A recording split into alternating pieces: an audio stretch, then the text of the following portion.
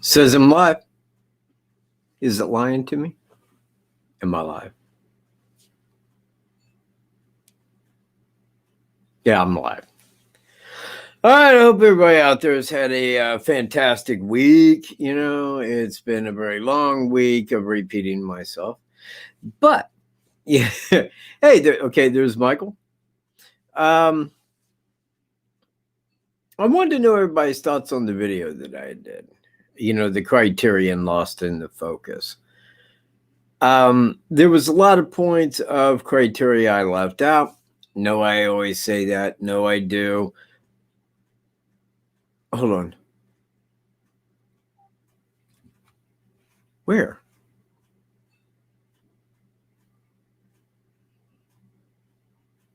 Oh, there he is.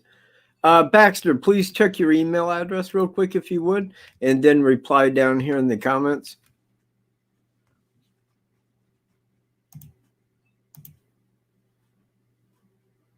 Yeah, never wait for a notification. Let me tell you, man, YouTube don't hand out notifications for my channel. You just got to be here. Got to be here right when you start. Hey, T and J, T and I, Kim, Jerry, Joda, Watcher, Humanimal, Baxter.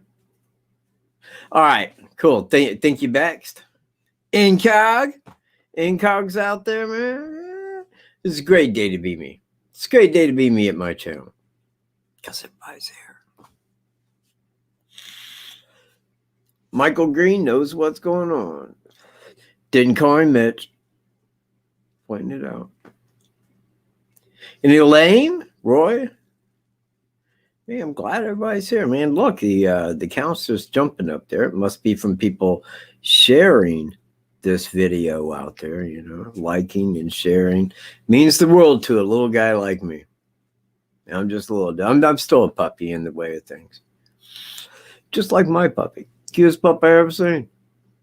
Or right up there with what? Straight there. I'm not going to call you Mitch, man. Same as it ever was, Roy. Same as it ever was. I'm here. I'm repeating myself yet one more week through. But, see, man, if I had live editing, man, you all would have seen it. You would have been right there. And it would have been a really nice one, too, man. Real nice. Like the full way. Man, yeah. Man. Okay, man, see, there's more people coming. Sir Mitch.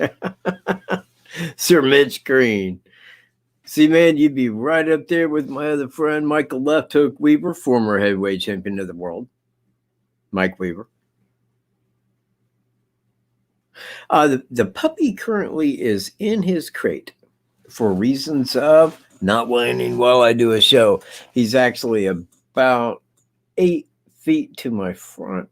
Left. Right there. Ooh, I heard a whine. Shh. So he's in there for the moment because if I left him on the couch, he would destroy everything that is on my computer desk. Yep, even that. So I kind of put him in there just for the meantime, and he takes a quick nappy nap out like kraut, and then he's awake and re-attacking my arm. Look at my arm. Well, you know, it feels worse than what it is. Okay. It feels really bad, but yeah, it don't look all that marked up, does it? But believe me, man, he scratches, claws, digs, bites, nips, everything else my arm. I like a nap, eh? I like a nappy nap. I'm not really a nap person all that much. Mary Wood here. And Paul from the UK. You know what? We was just talking earlier, Incognito and I, we was on the phone and we was talking about the UK. And she told me, you know, saying that, she's like, I'm surprised that we have so many people from the UK, like on our channels, you know, that view. And I said, well, it really shows like the, there's, you know, how much people heard about this. This was a really big case. And if I had known at the very beginning that about 4 years later, it would be unsolved, you know, but initially, I mean, when it was going international, my thought was still, they'll have this guy in a day or two. You know, they will. I mean, this is huge. Everybody's seen that photo. It's been around the world. I mean, somebody knows who he is. So I was still expecting a imminent arrest.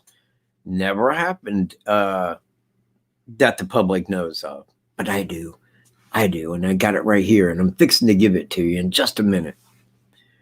So anyway, what I wanted to do was, because I firstly started with the criteria. Now, I named it criteria, and I did that in knowing I didn't have all the criteria in there. So this week, it's going to be the search.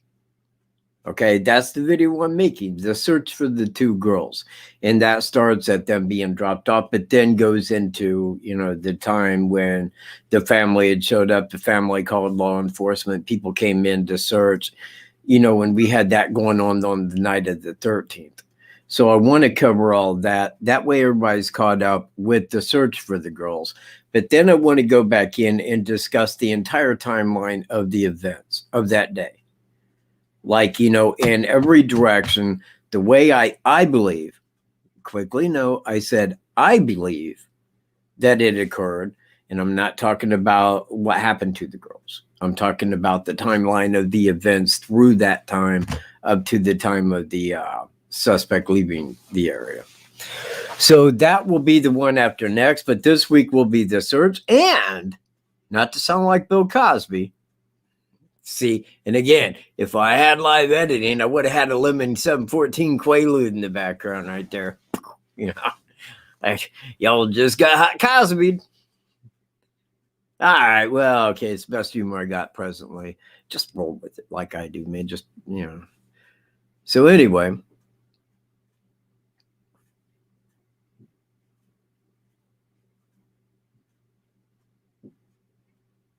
no, wait, what?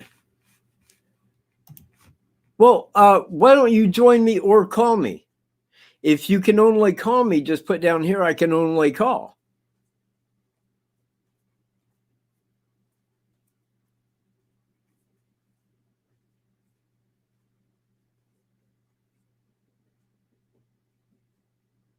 Let me know what's going on right there, Jimmy.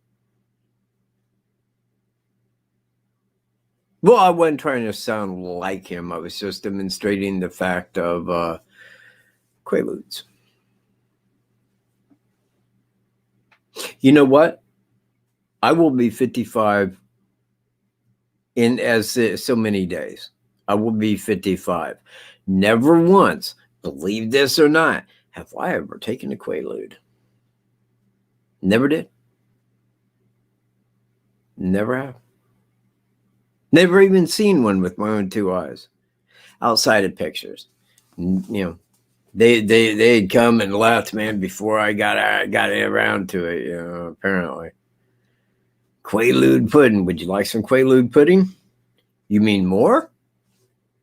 You mean more Quaalude pudding? Yeah. You know what? You are 10 years to the day my senior, Michael Green, Sir Michael Green.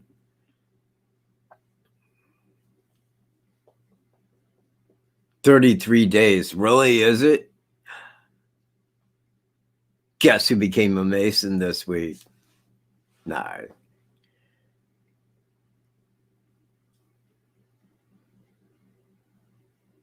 Quamethylone is the active ingredient that's in a Quaalude.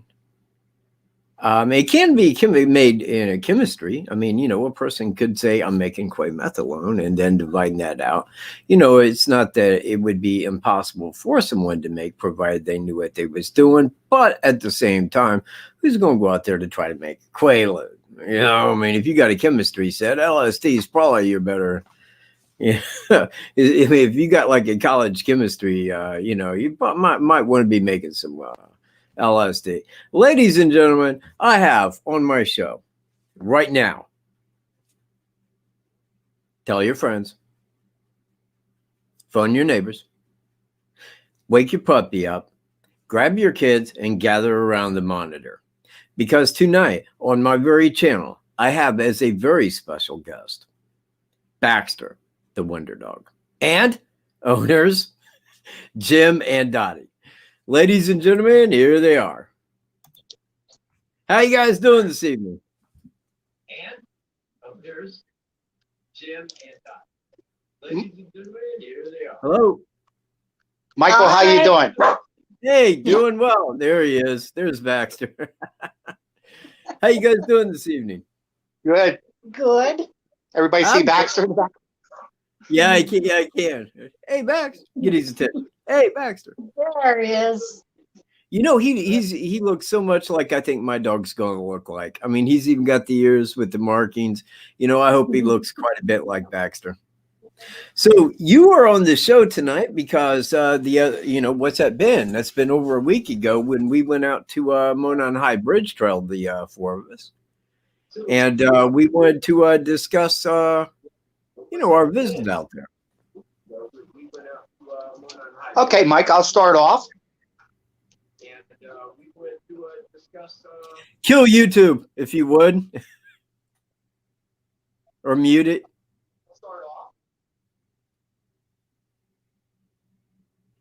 Kill YouTube if you would. Oh, kill you. Or mute it. There you go. Told you to mute that.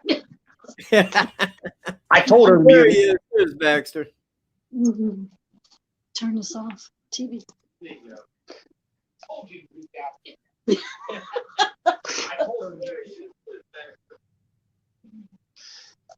Okay, Mike, how's things working out here? Pretty well. Oh God. Hey, first off, to everybody that's looking and watching, Pretty well. you put on the best tour. Oh, thank you. Thank you.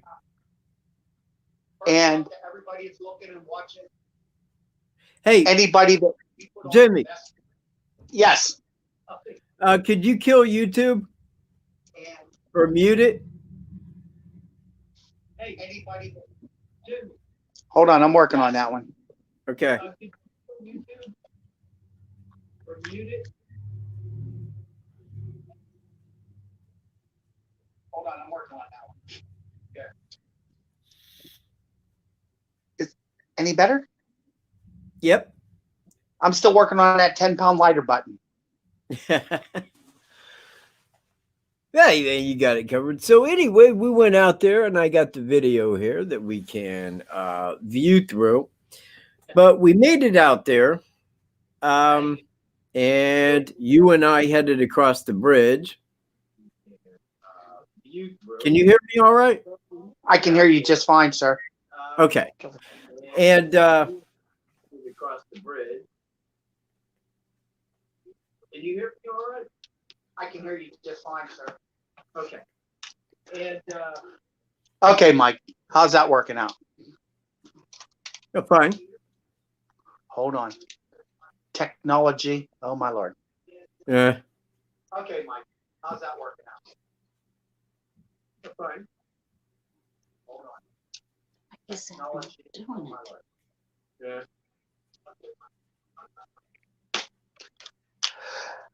Okay, here we go. All right. There we go. So Better?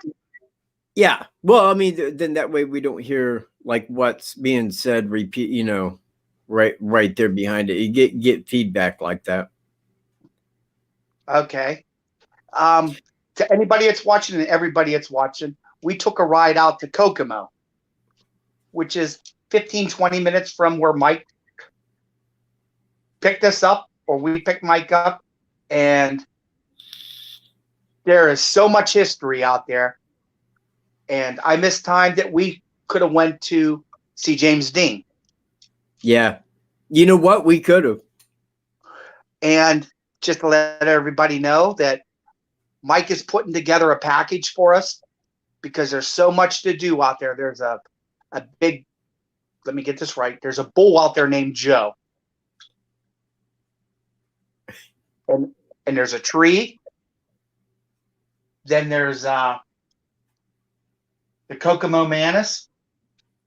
The Kokomanis, yeah. Commands. and there's just so much to do. Okay, yeah. When you said bull, I'm like, man, what in the world is he talking about? I thought you was talking about Monon Hybrid. You know, you're talking about Big Ben. There at Oh yeah, Highland yeah. Park. Oh, I thought his name was Joe. Yeah, I'm all like, man, a big bull named Joe. I thought, man, I don't remember that dude. I thought you was talking about the Weber kid at first, you know. Oh yeah, I'm trying to forget that one. I'm trying to forget that Weber dude on the quad. Yeah, he But was a little upset, and I really felt law enforcement was traveling that direction. and We kind of cut a little break there, man. But I'll tell you what, he was clearly a nice enough guy to talk to. I mean, he wasn't like really holding much grudges. He just wanted us out of there, I think. But, you know, it all ended well. It didn't really end well, actually. well, you can carry on that story if you like. But just anybody that wants to come out and tour the bridge and everything out there, I would highly suggest it. Take some time out because there's so much knowledge in Michael Katt, Is the best tour guide. beautiful tour guide.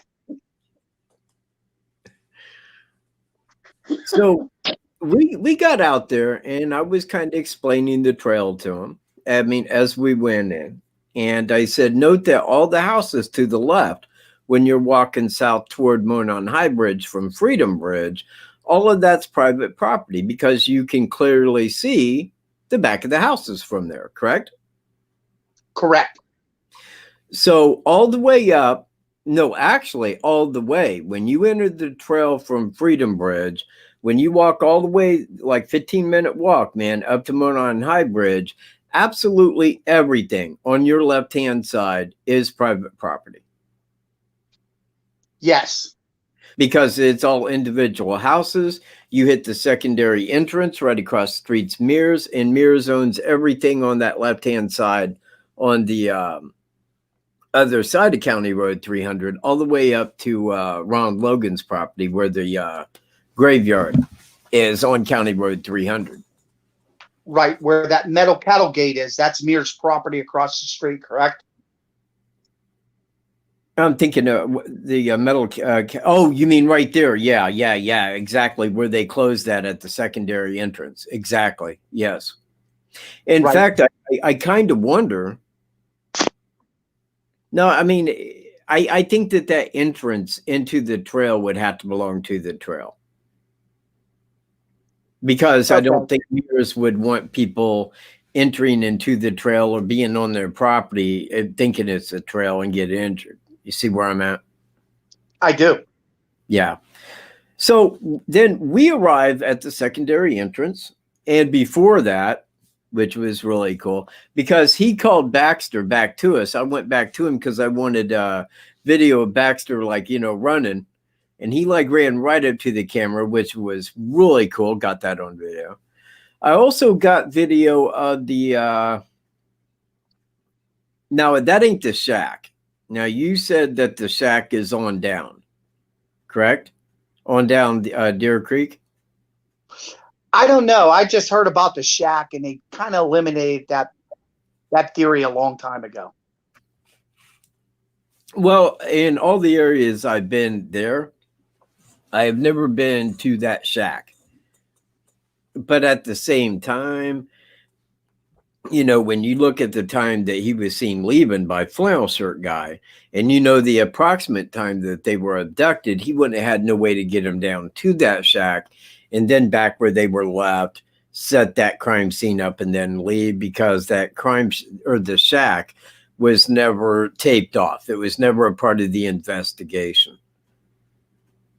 That would be correct, because the shack that I thought was the shack was basically our stepping off point. Oh, where's that? When we went right across the Blue Bridge. Yeah. And I lost my hat. There was that wooden thing. You thought it was a corn feeder. Yeah. No, right. Now that's at the secondary entrance. Okay. You see what I mean? Like right there at Freedom Bridge, when we walk in, that's when we hit that where the metal cow gate was. It was like, you know, right there between the metal cow gate and where it hits the 501 trail we were walking. It's Correct. set like right in there. And I thought, Yeah. well, maybe that's why everybody was concerned about, a shack being there. And I thought, well, there is no way that, that was used by the suspect because, everybody walks through there. It'd just be like not the place for him to go. And we got down to Monon High Bridge. And you and I started to cross. And Dottie said, Oh shit. yeah, I don't think I want to, man. But she did because I talked her into it and I applied peer pressure. And she did, and she crossed it just fine, just fine. Everything was a groove until we got down, and then we had to go back up to the tracks.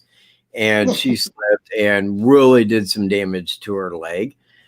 And that was in a sense, but in a way, just exactly like what happened to Byron, last springtime. He fell and landed on his back, and I thought, okay, I need to stop taking people down there. Because it is a place where wrong footing, this and that, you can fall down. It is definitely a steep area there. Yes. And not only that, but we made it out of there, got back, brought the car around, went to a drugstore. And I am in hope that all has been well since. Right? Yes. Yeah. Okay. All right. So anyway, we got out there and we did have a great time. I was showing them the bridge. It is very old. It is very historic. There is a picture right there. In fact, I got video of that.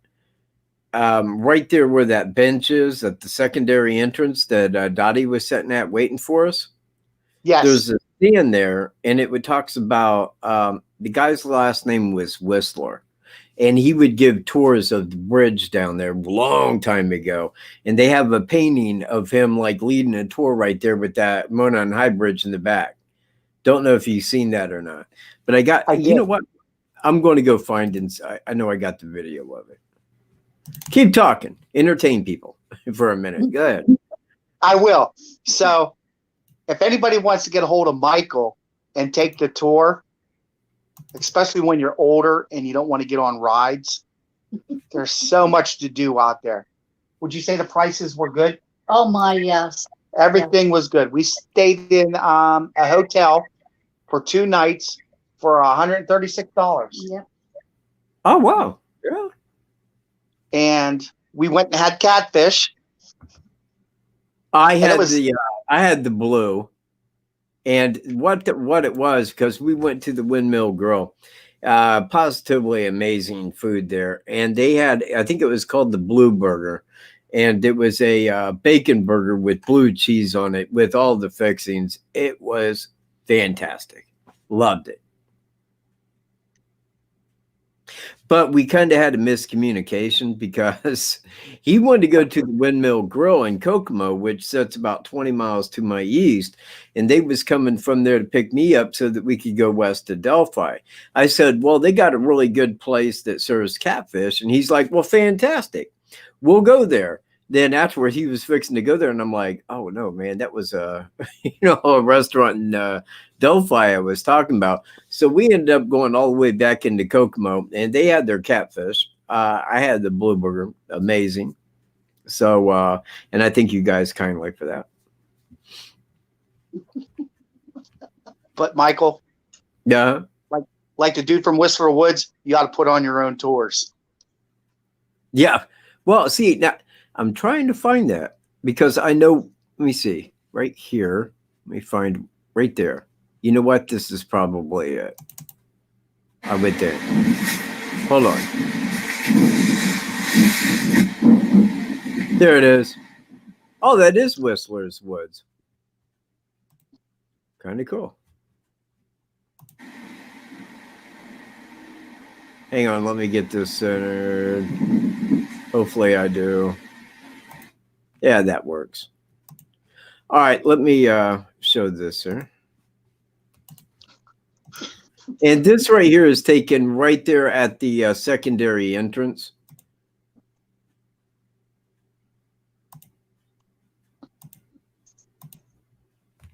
Okay. Let me see. Can you see that all right?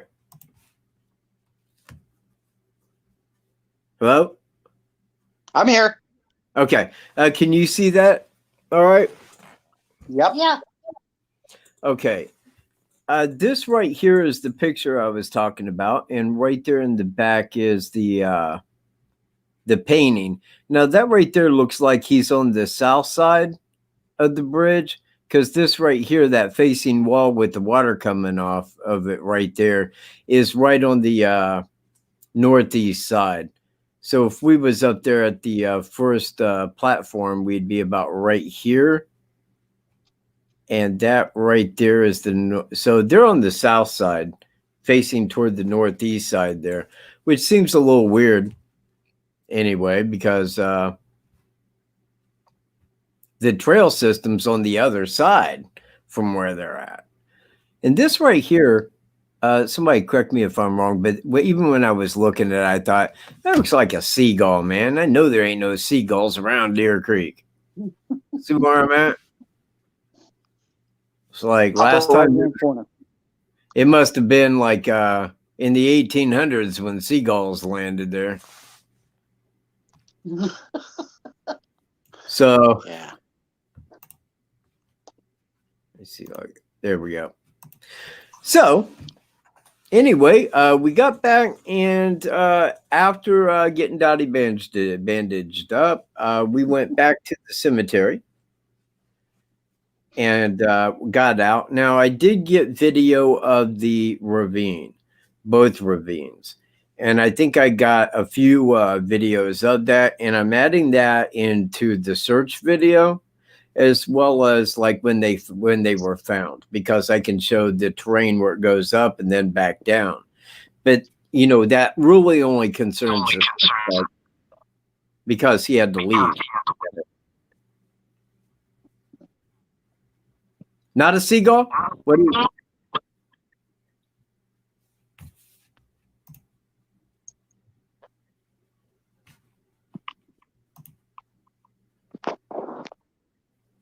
Rajay? Not a seagull?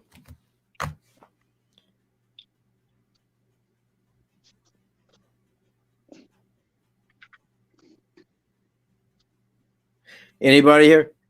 Jimmy, are you still there? I'm here. Okay.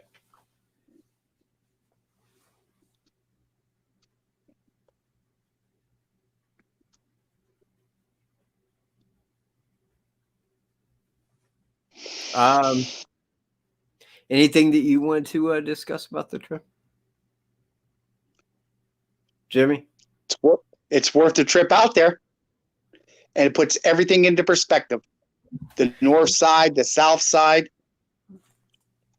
and unless your name's Anthony Greeno, you're not doing it in 4 minutes flat. Hey, wait a minute! I can beat Greeno across that bridge. Yeah, but you wasn't holding two people's hand on a dog leash. Did what? You weren't holding two grown-ups' hands in a dog leash. You know what, man? Baxter could beat anybody across that bridge. He could. Do you see him sleep?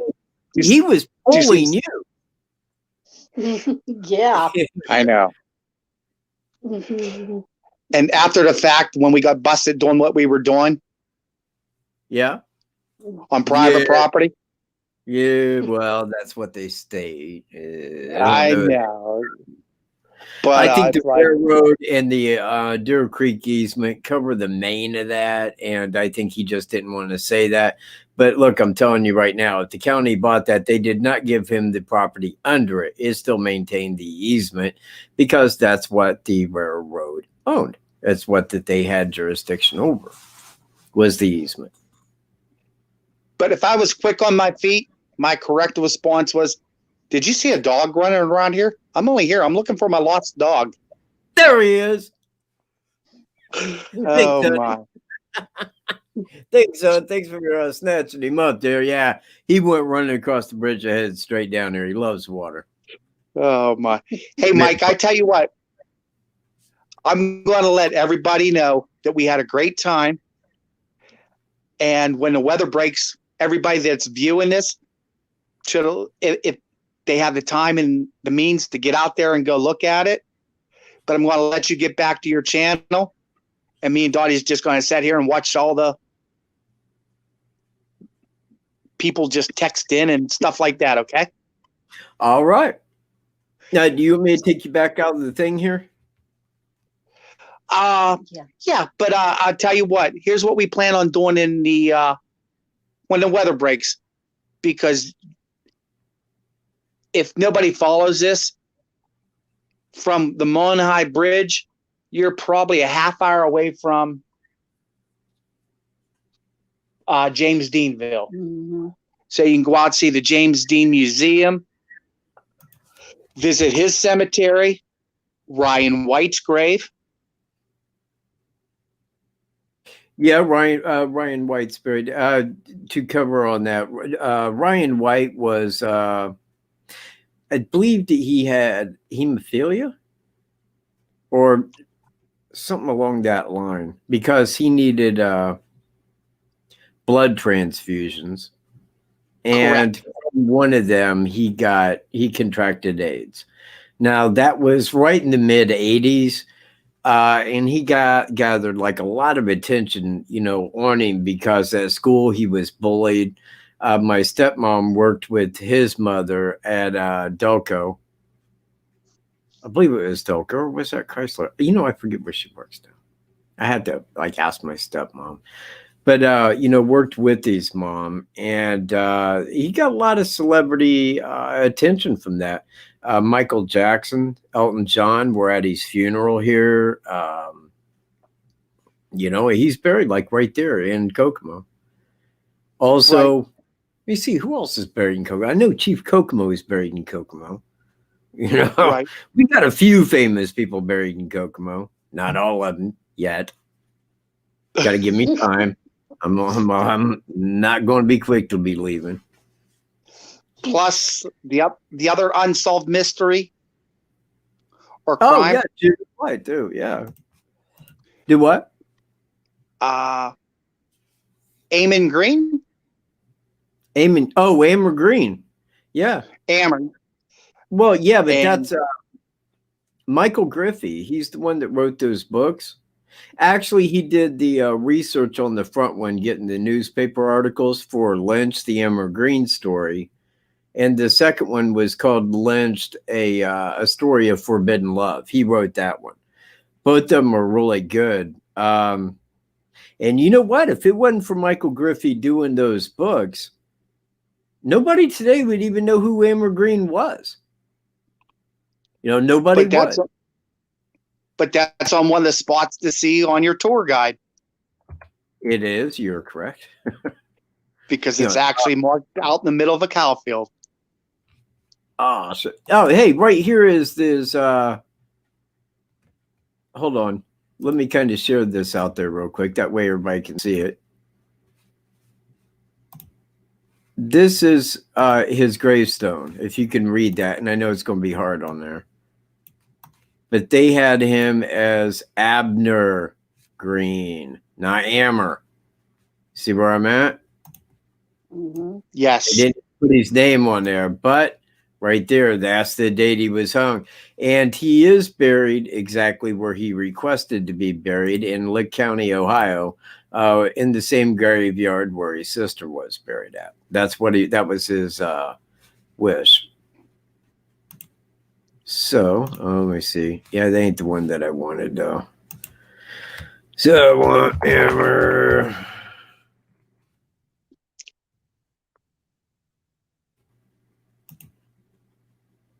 Man, you know what?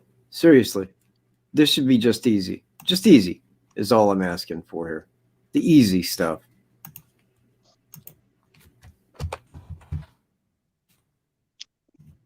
Show me some photos here.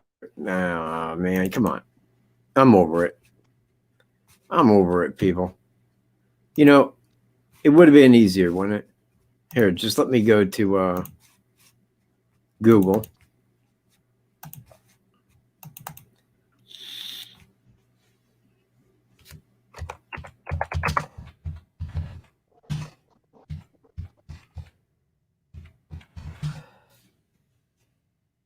And pull up images. There we go. There he is hanging and shit.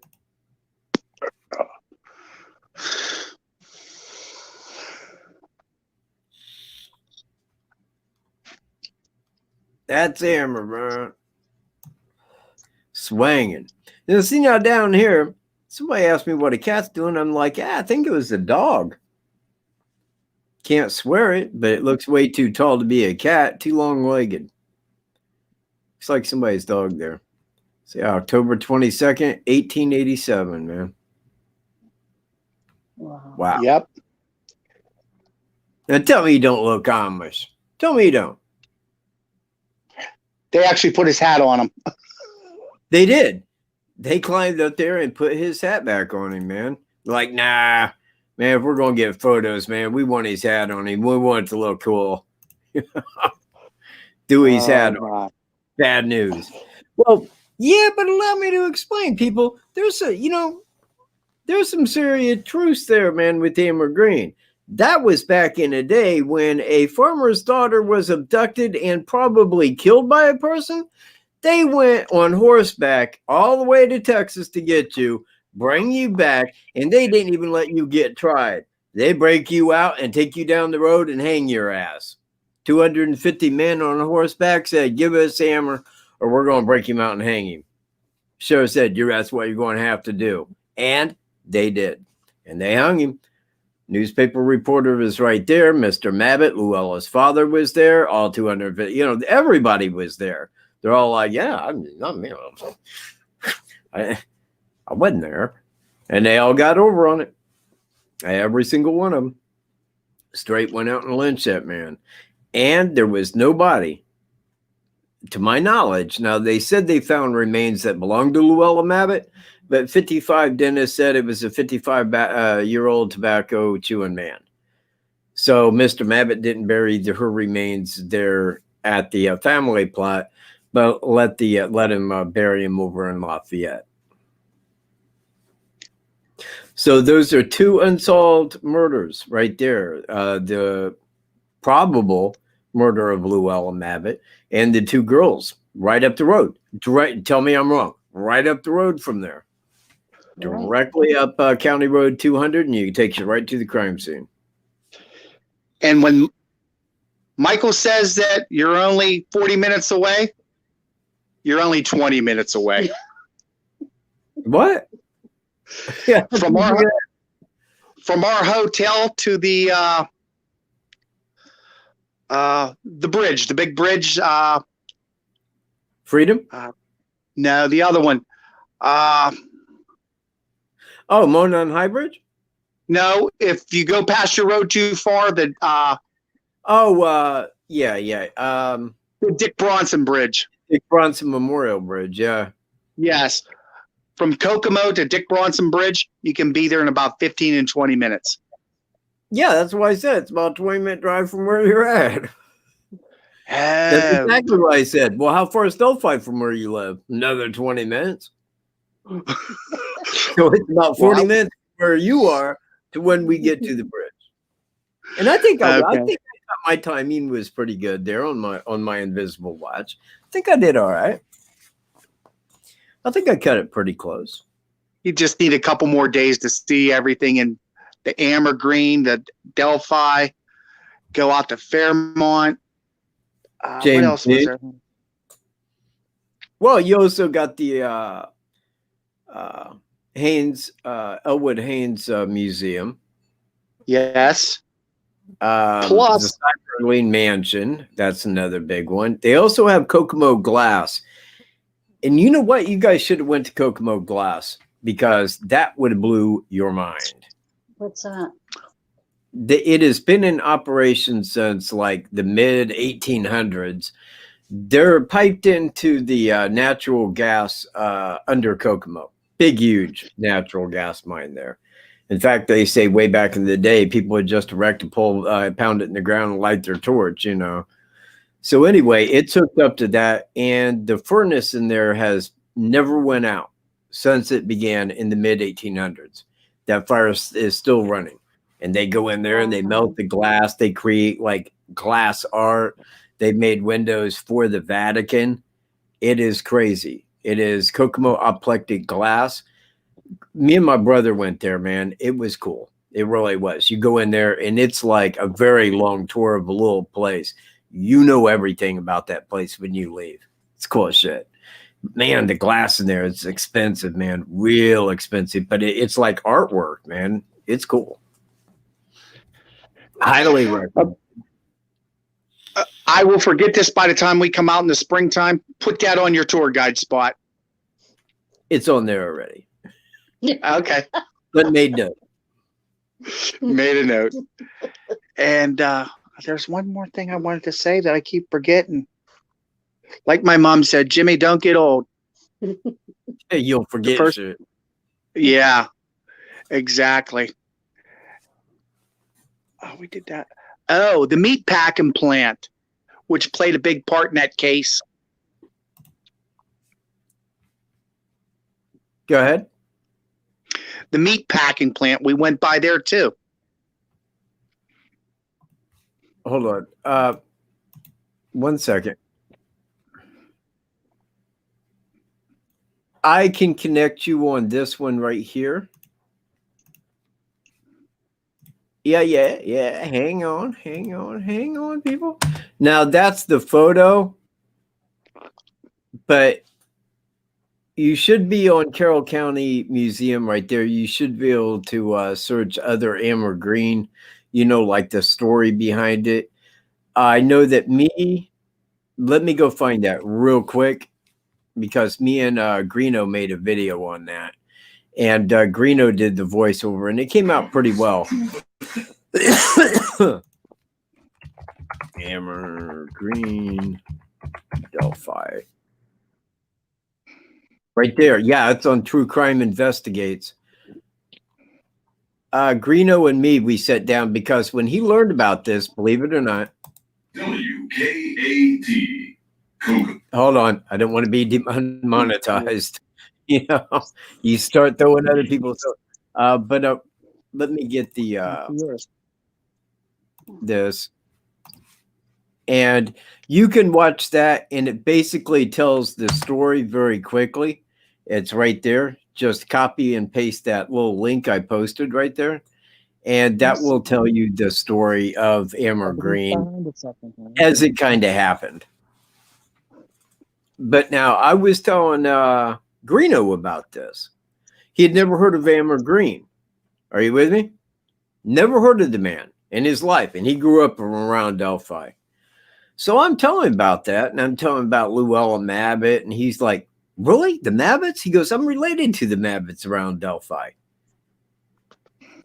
I'm thinking he's just kind of exaggerating the truth a little bit. And I'm like, oh, yeah, really? That's cool. Okay. So anyway, as I was saying, somebody was coming to pick him up, right? He gets in the vehicle and he yells for me, man, because, he's leaving. He's like, hey, come here. I'm like, yeah, this is my cousin, man, so-and-so Mabbitt. And, and they was talking about it. And this person had no idea who Llewellyn Mabbitt was. So they go to this person's grandparent,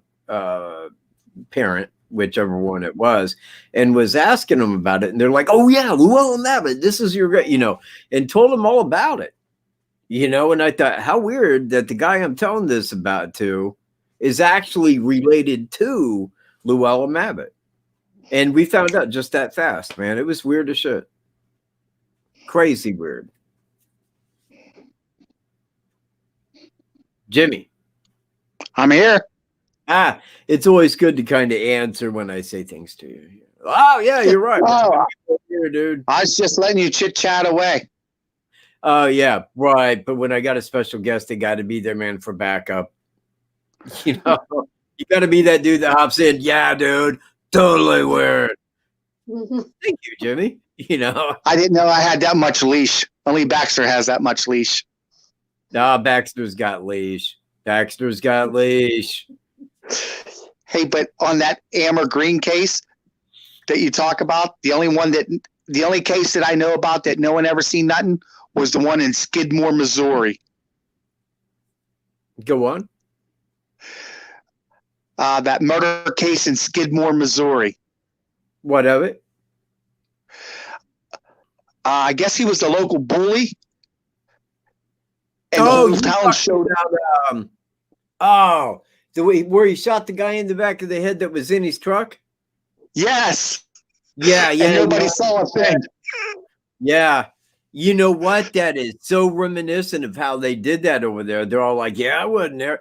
Look, man, when the newspaper reporter tells you word for word everything that was said as they was hanging him and how, and then they draw that guy in front of the court and he's like, yeah, I wasn't there, dude. Wasn't me. It's like, but all of them stood on the same thing. I wasn't there.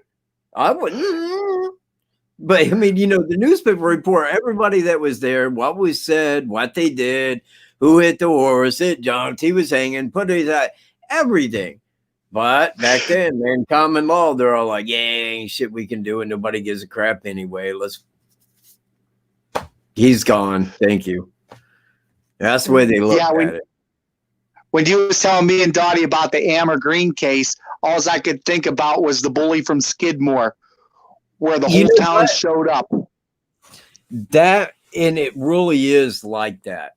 I mean, I told you, I say, get the book Lynched, a story of, you know what? Hold on. I got the thing for that. Let me go get it here real quick.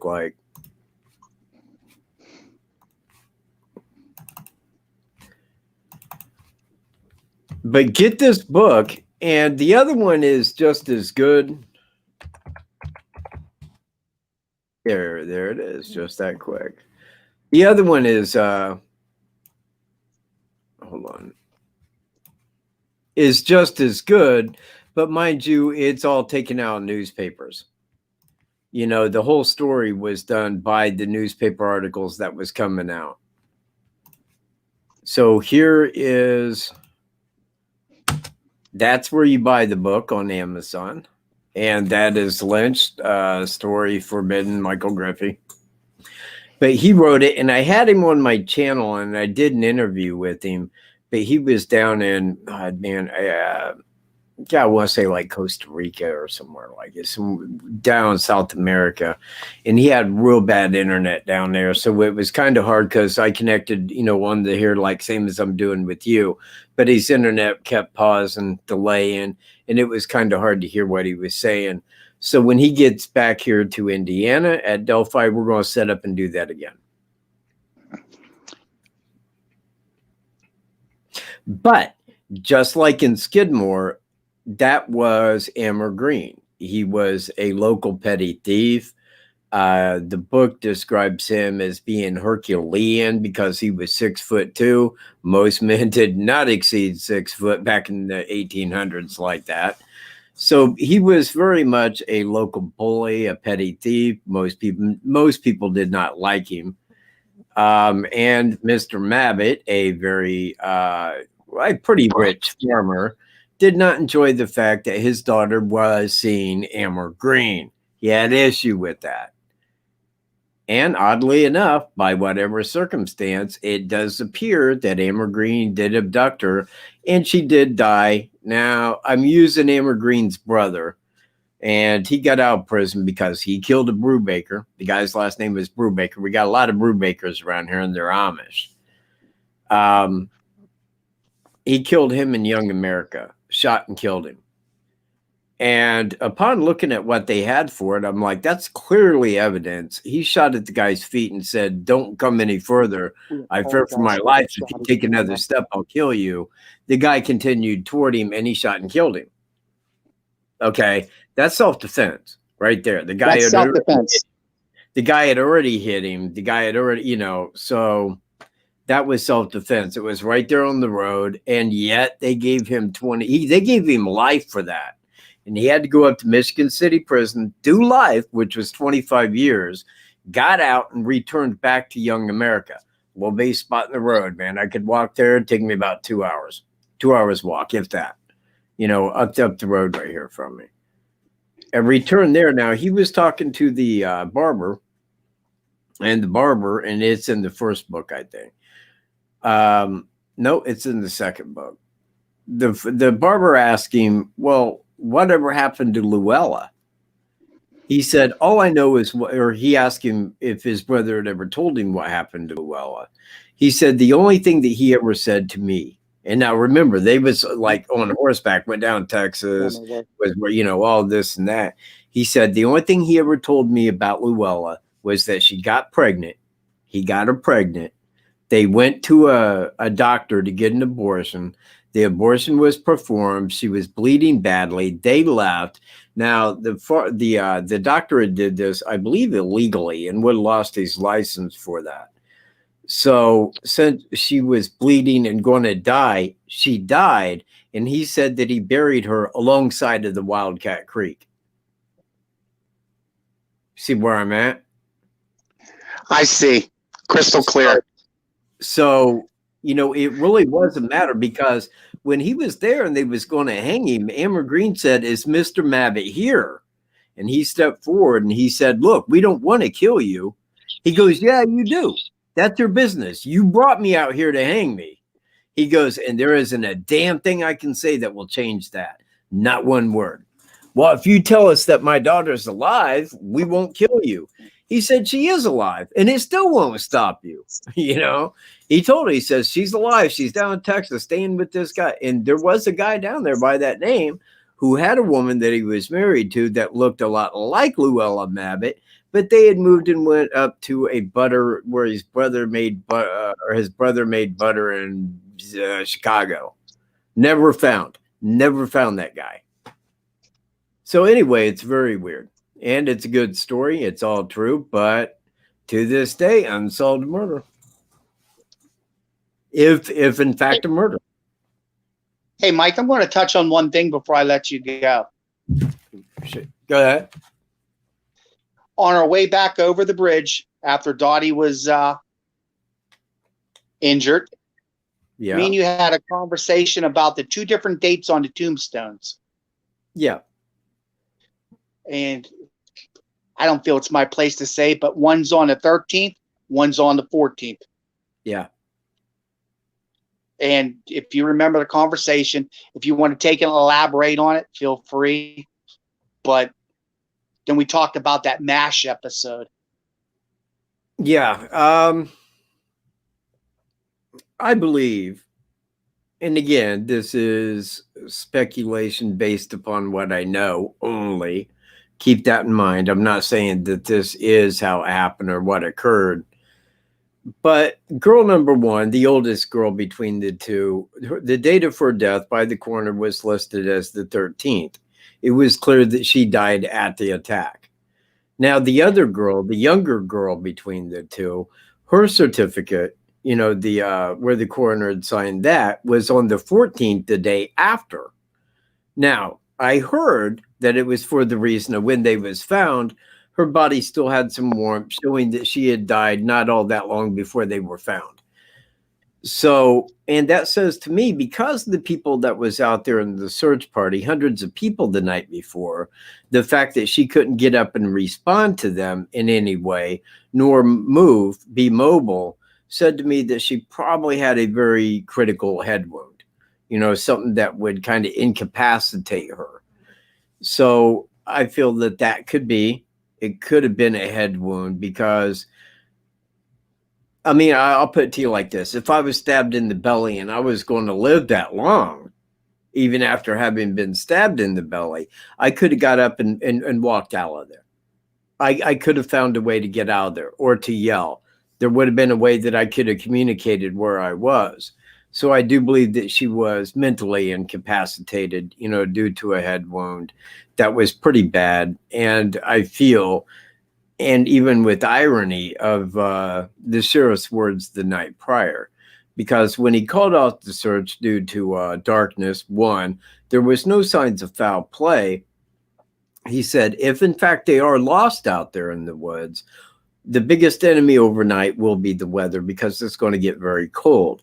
Now, being there on the ground that whole night, even after being having a head wound, she still probably the likely cause would have been hypothermia, due to laying there. But if they would have been found that night, where she would have lived, I think that would have much easier nailed the man. She could have given a very accurate description, and I would hate to imagine her even thinking about that, because that would have been something very horrific to ever think back again, on again. That I couldn't imagine her even talking about that. That would have been that savage and brutal. And I don't want to elaborate on it, but there's probably enough coroner proof that she definitely made it through the night. And she probably heard the search party. She just couldn't reach out. Well, if she could, and this is what I'm saying, if she could hear the search party, then it would show that her mind was clear enough that she could have got up and walked. She could have got away out of there. I just don't think that she was mentally able to. Say as an example, you hit somebody in the head with a stick and knock them out for a minute. Well, they're going to wake up and be able to walk out of there. But if you hit somebody with enough to cause enough head trauma that it's going to make them comatose, minimally right there, then that could be different. And I believe that may be what we're looking at. Now, that brought to our attention the MASH episode. And that was for what reason? Christmas, his birthday. What was the whole of that? Is that they didn't want to put the date of the death certificate on Christmas Day. On Christmas. There it was. Yeah. So they waited and they held that off until after midnight and then pronounced him dead. Yes. On December 26th. Yep. Now, people said, well, I think the family can kind of say, and I'm like, well, I don't think a family can. If a coroner looks at the body and says, this is the approximate date of, this is the approximate time of death due to the warmth of the body and the cold that was outside, then we're going to place this at this time. And we know from the warmth of the body that was well into the 14th past midnight. Then that's what they will do. And I don't believe, and again, don't quote me on this kind of stuff, but I don't think the family can say, well, we don't want it to be on the 13th. We want it to be on 14th. Now, and it seems good, and it does. It seems very logical, because if it was someone that was beloved to me, I would much rather it be on Valentine's Day when they were found than the day prior on the 13th. But I don't think I'm going the opposite. Do what? I'm going the opposite. If it was my daughter, I'd rather be it on the 13th, God forbid, than the 14th. Why? So. Yeah, but why would you want it to be like that? Because Valentine's is usually a special day for little girls. You're right. But it is a day of love.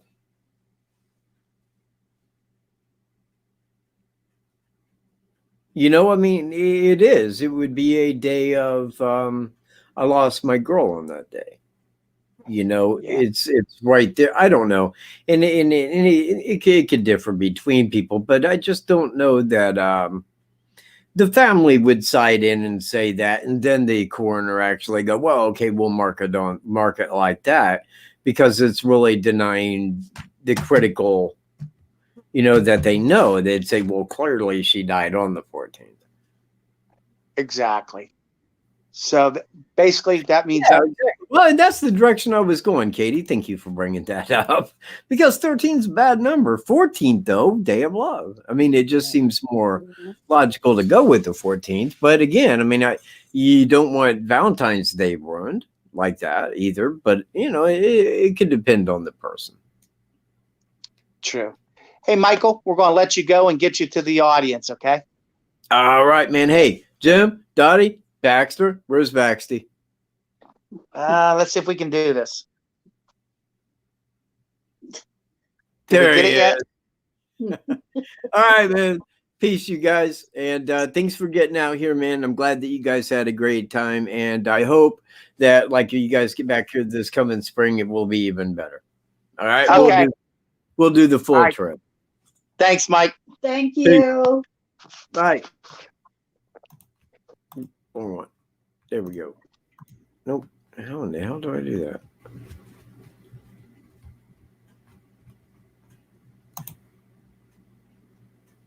Man. Okay. I don't know how to there it is. Okay. Got it now. Okay. So now where's Donnie? Is Donnie still here? Donnie? Donnie? Donnie, if you're here, make yourself notice here. Thomas?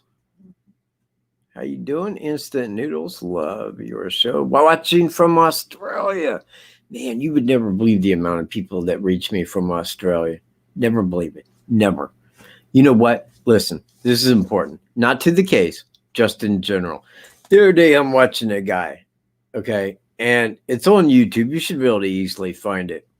And the guy's Australian.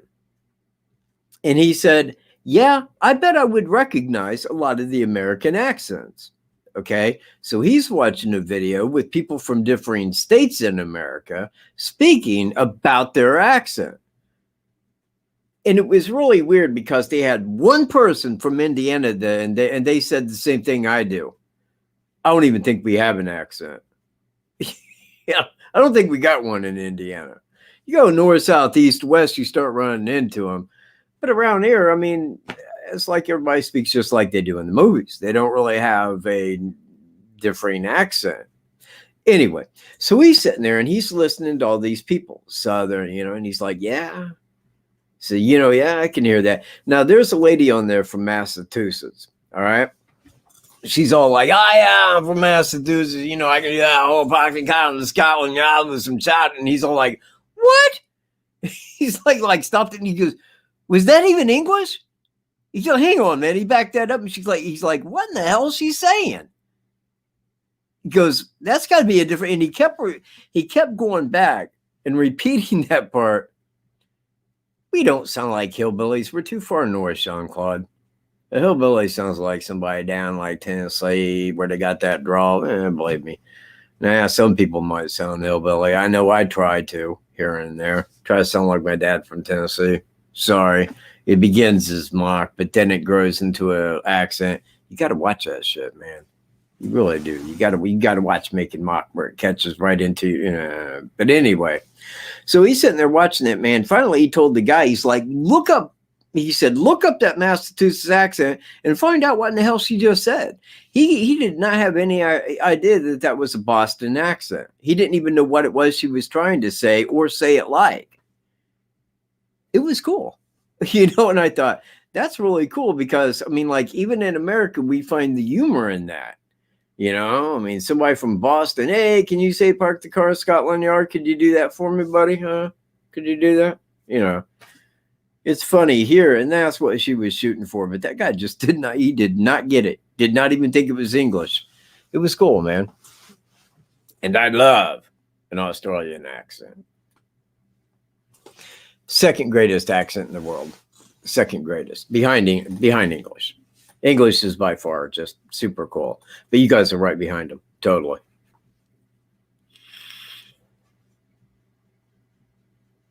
The Southern style. Yeah, they're Greeno. You know what? He's probably got a time to do. Let me break this off into Greeno just momentarily. He had a modification hearing. I believe that was on the 9th of this month. And they did not allow that modification. But they set, just like TJB, they set the new modification hearing for December the 1st. I'm like, well, shit, man, you only got 30 days to do. I mean, like, hell, why do 1 month of in-home? Why pay for it? Do your time, get to Carroll County, get the hell out, and do it quickly. Oh, 12 Cut has a question? Sorry, 12 Cut.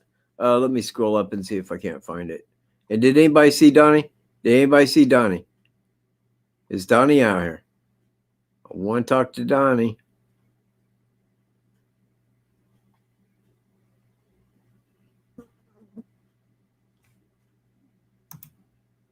Oh, yeah. You're talking about Sergeant Blackrock, right? He's from Texas. Yeah. He had an accent. Now you see the person from Texas, man, they kind of sound like him, you know?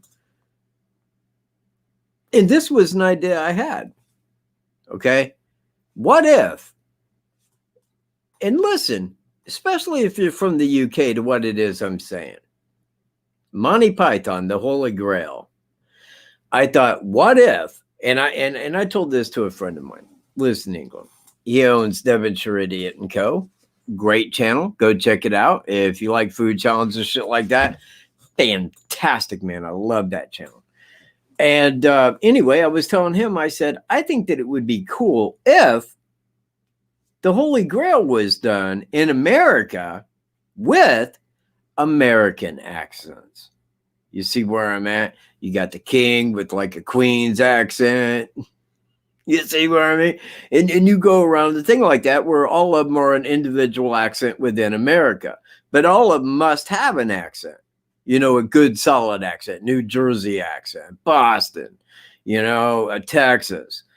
Tennessee. You get down the sticks of like Louisiana with the Cajuns and all that crap. See, you do that. And I think that that would make it funny in the same way, because as a side of being British comedy with the British accent, then everyone tell me it wouldn't be an American comedy by doing it like that and just trying, you know. Okay. All right. But it was just an idea. I think it would be cool, man. I'd want to do it. I think it would be cool if it was done correctly with the accents. Yeah. Yeah, you guys do, and I've noticed that. I really have. I've noticed the difference in some of the accents that you guys have. I mean, you got the Scottish accent, and I believe that's UK, but correct me if I'm wrong. But I mean, it's right there. I'm positive it's part of the UK. But then you get down in toward London and East London, you know, you kind of start running into the different ones. And it's just like the Cockney accent. If I'm saying that correctly, they differ, and it is kind of noticeable. But even with the differing accents, just the underlying accent is what sounds so cool. That's what you guys got going on. The greatest accent, man. The greatest accent. I don't know of anybody from England that's got a bad accent. Yeah, see, last time they checked, Scotland was part of the UK. Oh, yeah, well, okay. No, he said no. No, that's probably wrong or something. Was I wrong? You know, was I? Oh, yeah. Well, right. It's British humor with British comedy, but understand, the British comedy is the accent. And I admittedly, it's British humor, because if it wasn't British humor, the British wouldn't be doing it.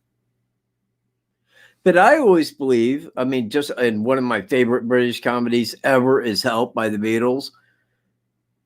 Did you guys know that Help by the Beatles is like number one, like okay, and it's behind Reefer Madness, but it is the number one released stoner movie for stoners. The first one ever was Help by the Beatles. And that right there, same applies with A Hard Day's Night. Difference is Hard Day's Night, they wasn't all, you know, were really tore up on marijuana. But in the second one, man, I mean, like, yeah, they said we couldn't stop laughing long enough. Yeah, Benny Hill. Loved Benny Hill, man. I love all British comedy. And my brother, who was born in England, hates British comedy.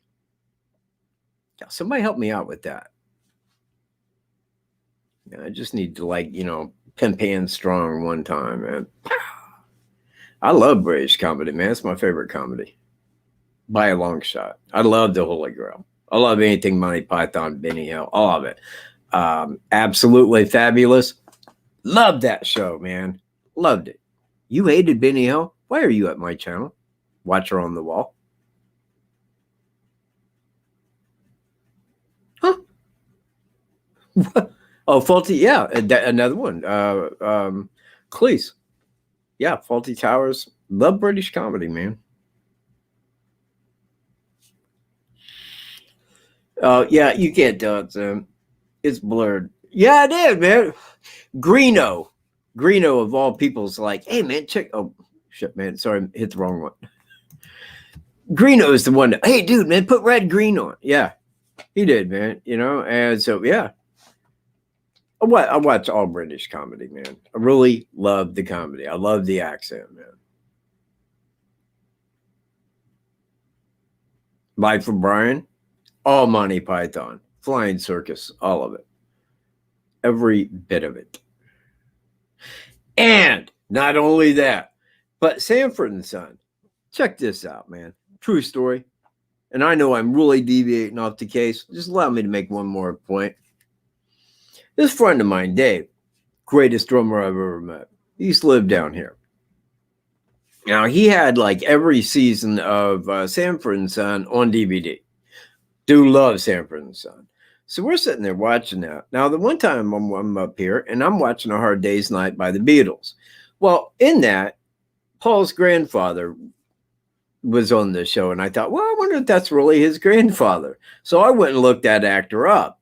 No, it was not Paul's grandfather. But the guy that played his grandfather was the guy that played Fred's, it was Steptoe and Son in England. And he's the one that had played the same character as what Fred Sanford did in America. And that's what hit Red Fox. I wanted to do a show like that and call it Sanford and Son. Sanford was his real last name, not Fox. So anyway, and that's kind of where they picked that up, man, for Sanford and Son. And I thought, man, that's some really unique trivia. I like that. Now you guys know. So yeah, there you go. So anyway, me and Incognito earlier was talking about the amount of people that view these, my channel and hers alike from the UK. And I said, it really shows how international this story went, and I told him, Doug Carter at first year press conference, I said, I'm like, look, man, I said in the last year, those photos, and it was only photos at that time, have been around the world 3 times and nobody knows who it is. They're not going back around and now somebody will get it, and it was the whole thing that at that time we was still on release the video. Yes. And back to Sanford and Son, quick minute. So I told Dave, big fan of Sanford and Son, right? I said, you know where that truck is? It's like, no. So it's in Indiana, man. It belongs to the guy that owned Pickett's junkyard. What? I said, yeah, the guy bought it, man. He's like, get out. And I said, no, he's got it in the Argus Fair every year. So we called the guy, and the guy's like, yep. He said, can we come up and see it? He goes, yeah, man. He goes, give me some time, before you get up here. I mean, allow me to know so we can go there because it's in like a warehouse thing. But he's like, yeah. He said, I'll take you out there and you can look at it. We never got out there and looked at it, though. Kind of sucks, man. It'd be nice to see that truck, play a little, what was the name of it? Street Sweeper. That's the name of the Sanford and Son song. Check out the vehicle. That'd be so cool, man. And if I had my way of things, I would always dress exactly like Lamont. Exactly, man, with the wide collar and the bell bottoms and the cool ass shirt. Damn, man. Nobody in the history of television dressed as cool as Lamont Sanford. Nobody. Nope. Not even close. Lamont.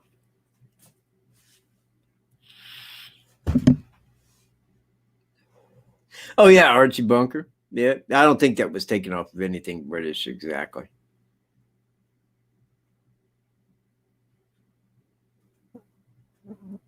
Yeah, you know what, man? I wore bell bottoms till people started making fun of me, man. It'd be all like, saying shit like "bing" and other such things at me. Until finally my mom's like, dude, they went out with the Buffalo. It's pressed in 1990. Please get rid of them. Please get rid of them. People are pointing and laughing at the house. So finally I said, all right. They stopped making them anyway.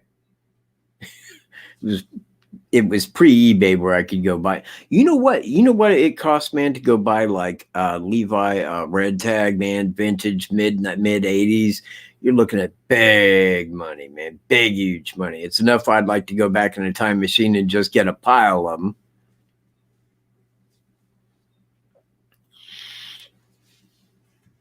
Oh, really? You know what? I'm going to look in how to make bell bottoms, man. I'll just make me some bell bottoms, man. You know my motto. Screw y'all. I'll do what I want to do. If I want to wear bell bottoms, get out my way. Oh, yep. Been there, done that, mod. Totally. Yeah. I've had many of accident with bell bottoms like that. Believe you me, I wore them long enough. About every accident that could happen with them occurred to me at one time or another. In fact, when they stopped making the bell bottoms, I went to BITCHUTE. Oh, yeah, I did. I most certainly did, Carla. I had Blutwurst in Germany, tried it specifically, and did not find it to be bad at all. I kind of enjoyed it. It wasn't blood pudding. It was blood sausage. Blood pudding, I dream of the day that I will try blood pudding, because nothing is as good as blood aside of fat. I am straight carnivore in a big way. So, wait a minute here. Let me scroll. Need scrolling time.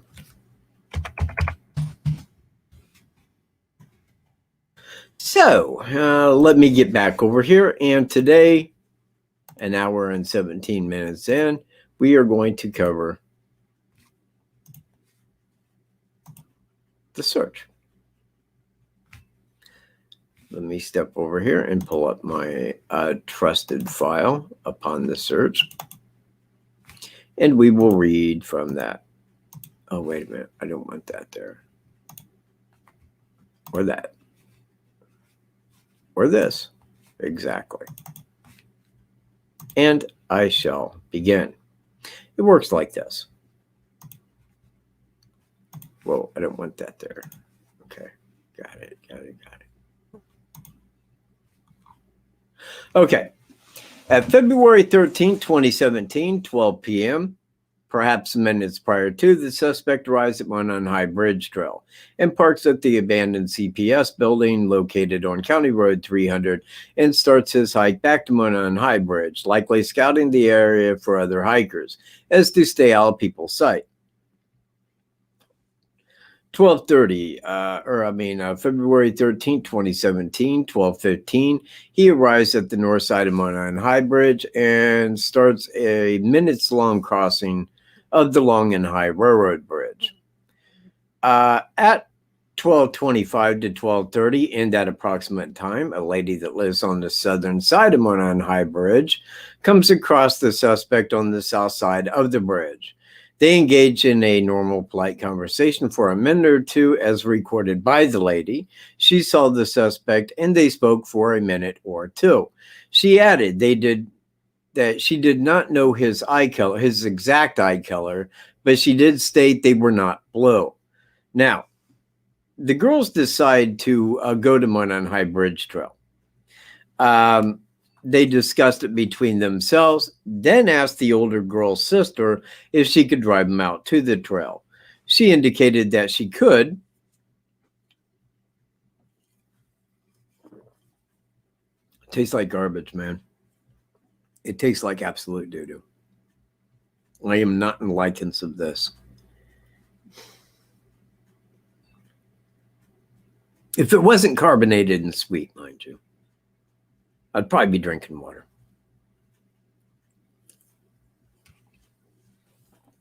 So the two girls discuss it between themselves.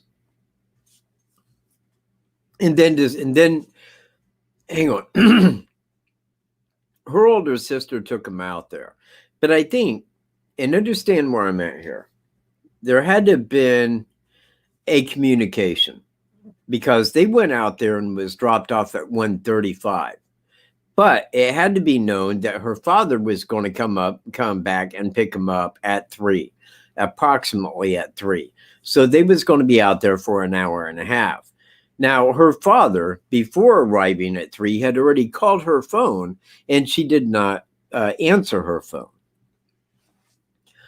So it had to have been, she called and to find out if he could stop and pick him up. There had to have been that delay of time to get, everything in line of, yes, we'll drive you out there. He'll pick you up at 3.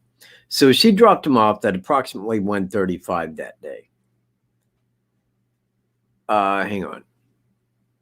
Yes, at 1:35 at the secondary entrance. Let me go pull that up for you. That way you guys are in knowledge as to what happened here.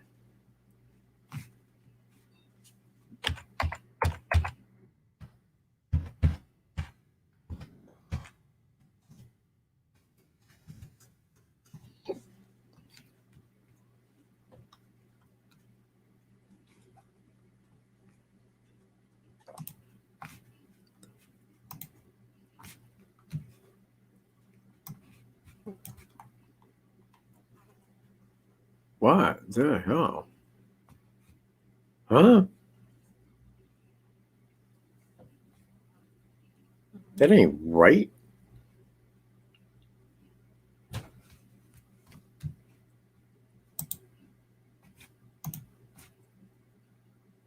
Jeez. No, that's right. No, it ain't. Oh, that's monon hybrid. No, it ain't either. Excuse me. This is just a little weird here. All right. Yeah, I'm clear to the other side of town. That might be the, hold on.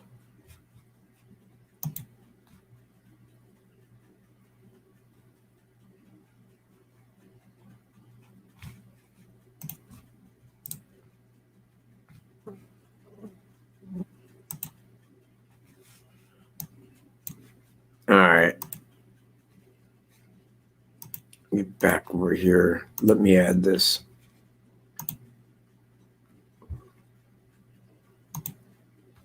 All right. Let me pull this up.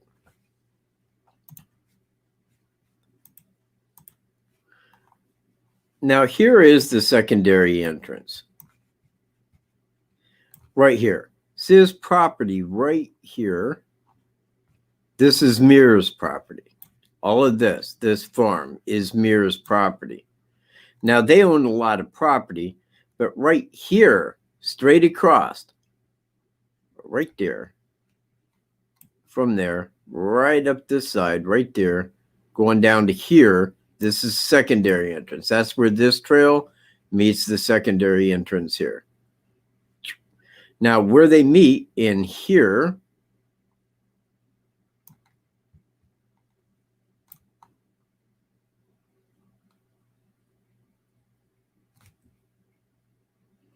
is where they were dropped off. Now, her older sister came from this direction, headed west, dropped them off here, then continued on up 300, right here, going by the CPS building here. Now, this right here, this building, right there, and I got video of this, and I'm going to use that on the timeline, but the front of this building, from right here, and you can just look right over, and right here is the security camera, and it is facing outward to the west. Now, I can guarantee you they got video of his car. So they know what kind of car he had, and they knew that for a long time. And I would have to believe they did.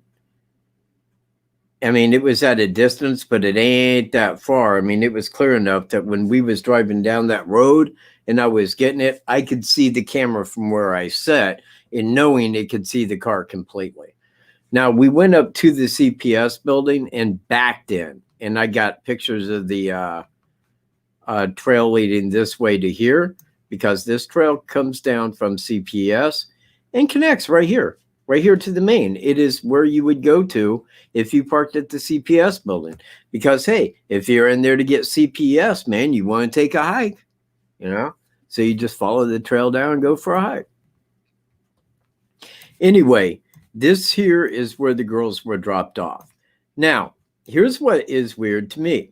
From here, and understand, from all the way back here, all the way down to the top of Monon, or the where Monon High Bridge begins down here, is a 15-minute walk. Now, from here down to here should be about maybe a 10-minute walk, if that. But it took them 32 minutes. 32 minutes to get from here down to here, this platform, where Libby took a picture of Abby. 32 minutes. Now, that's a long time. That's a long time just to be walking. I don't, but again, I have no idea. I mean, I assume they went there to hike, hang out, do 13, 14-year-old girl stuff. That's me, because I don't know.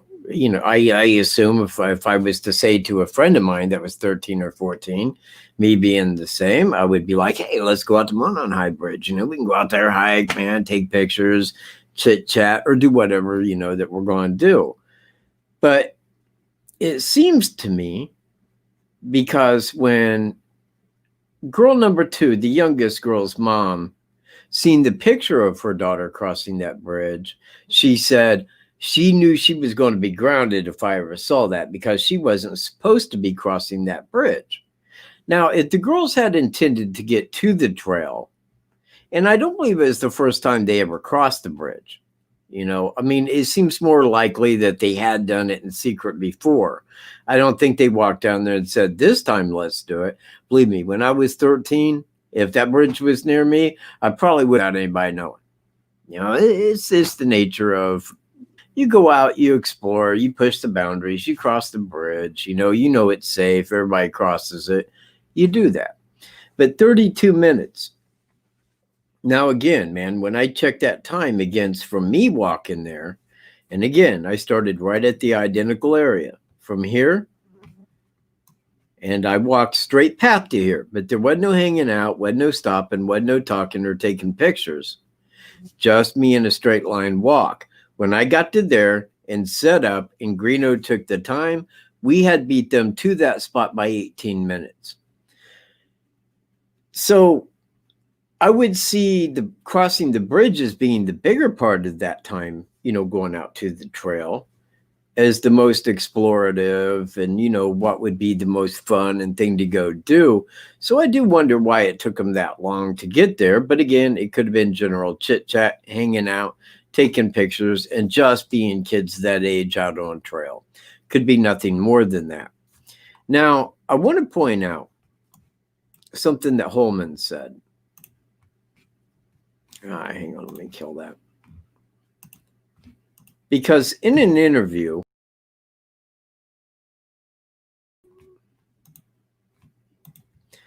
that they had a lot of DNA. When asked about DNA, he said, we got a lot of DNA, but we got to know from whom it came from. He goes, so we got to make sure we know everybody's DNA who was in contact with them to rule them out, so that we can come down to the specific suspect DNA. Now, that right there means touch DNA. Correct me where I'm wrong. That means touch DNA. Now, that kind of says that no outside nasty activity happened. That's what that would say, if I'm taking that just to be what it is that they had that they could look at. That kind of says, well, there was no activity in this crime, because then it would make it very easy to get that specific DNA. You wouldn't have to leverage other people out as to already being in contact with them So I don't know, man. I mean, but that's really going back because this was right about the same time they came out with, yes, we have DNA, suspect DNA. Actually, it would have precluded that by a time because he was saying, yes, we have DNA, but we don't know which one is what DNA or if it's suspect DNA. So it kind of went ahead of that. Now, again, I don't know if there is a, what's the term used? Like a task force. Because the FBI is investigating, Carroll County's investigating, the state of Indiana is investigating, but somebody that's a police officer with Carroll County, but not investigating. To what amount do they know about all of the investigation put together? Would they? Or would it just be on the head Carroll County's investigator to know what the FBI is looking at, what Indiana State is looking at? You know, you would have to be within this Carroll County Murder Task Force in order to know the standing of all other participants within the investigation. Now, maybe he was out of that loop because I know two of the people, 3 people that are within that task force that would have to be within that task force. But the people that are outside of that task force is unknown. Now, I'm not thinking that they couldn't get that information if they needed it, but if they're not investigating, why would they need it? You see where I'm at? That's only the investigators. Anyway, just thought that was kind of a point of reference. Now, at 2:17, because they arrived at 2:35. At 2:17, the last photo of Abby was taken, girl number 2, the younger of the 2, and that was on Monon Bridge. Now, that was taken from right here. I'll show you the exact platform that Libby was standing on. Let me take that back just a little bit. She was standing right here on the corner of this platform, and Abby was standing right here, but she was facing back toward the south, right here. She was facing back down this way, taking a step with the sun casting the shadow right there. And in the background is this hill. That's Mira's property, right up in here. And then they continue to cross. Now, I really wonder, because to walk from here to there, because the railroad ties down here are further apart than they are from here down. You know, when you start getting down there, they got maybe a width about that far, maybe a little bit longer, but not far enough where your whole foot could drop down to it. So you can walk across this part rather easily. You just watch where you step and make sure you're on a tie. But a walk from here down to here is only a couple of minutes.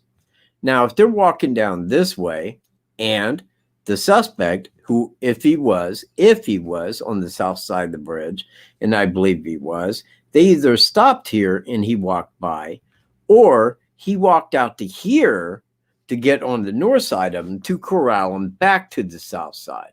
Either or, he wanted to see behind him right there. He wanted to make sure nobody had walked down to here on the 505 trail, right over here. You know, as long as he could see that and walking him back. Now, when she turned around and got that, she already knew he was a threat. Somebody said, well, how do you know he said anything to him? Well, let me ask you. If you were out on a trail, you're out there and you're on a trail and you cross a bridge and you look back, hey, here comes this guy walking across the bridge. Well, what's your thoughts going to be? A hiker. Well, he's just here hiking across the bridge. That's going to be my thought.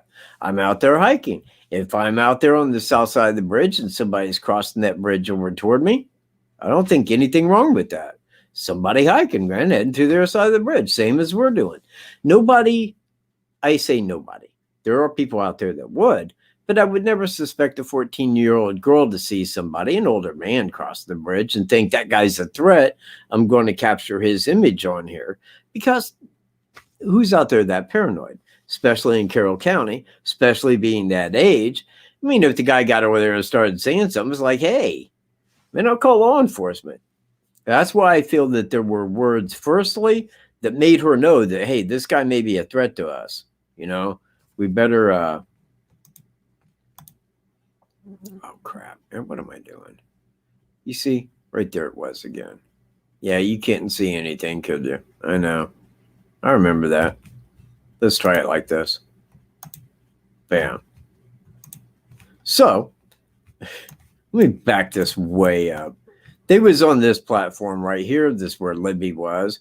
This is where Abby was, about right here, walking this way toward the toward this side, the south side. Now, the hill behind her is this hill. Right up there at the top, you're seeing out toward County Road 300, because she took the picture facing this way, right up through here. Because you can see that tree here. She's actually took it like right through there, up toward that way. So you could see that, you know, people are like, oh, there's a guy behind the tree right here. Another ludicrous tabloid crap. Seeing right here is the graveyard. Right here is a big ravine with a smaller ravine right here that actually goes really deep. So for them to get from here down to here and take 32 minutes, that's a lot of hiking a very small trail. It's hard to say what it was that they was doing. They could have been down in here. They could have been doing about anything, to my knowledge. Just something to note.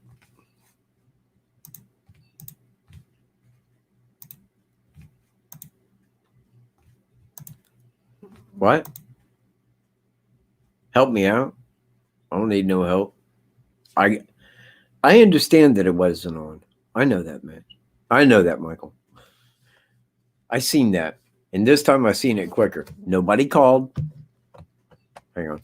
Oh, yeah, my ringer's off. Sorry, man.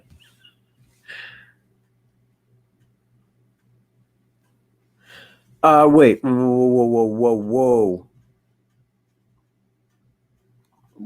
Hang on.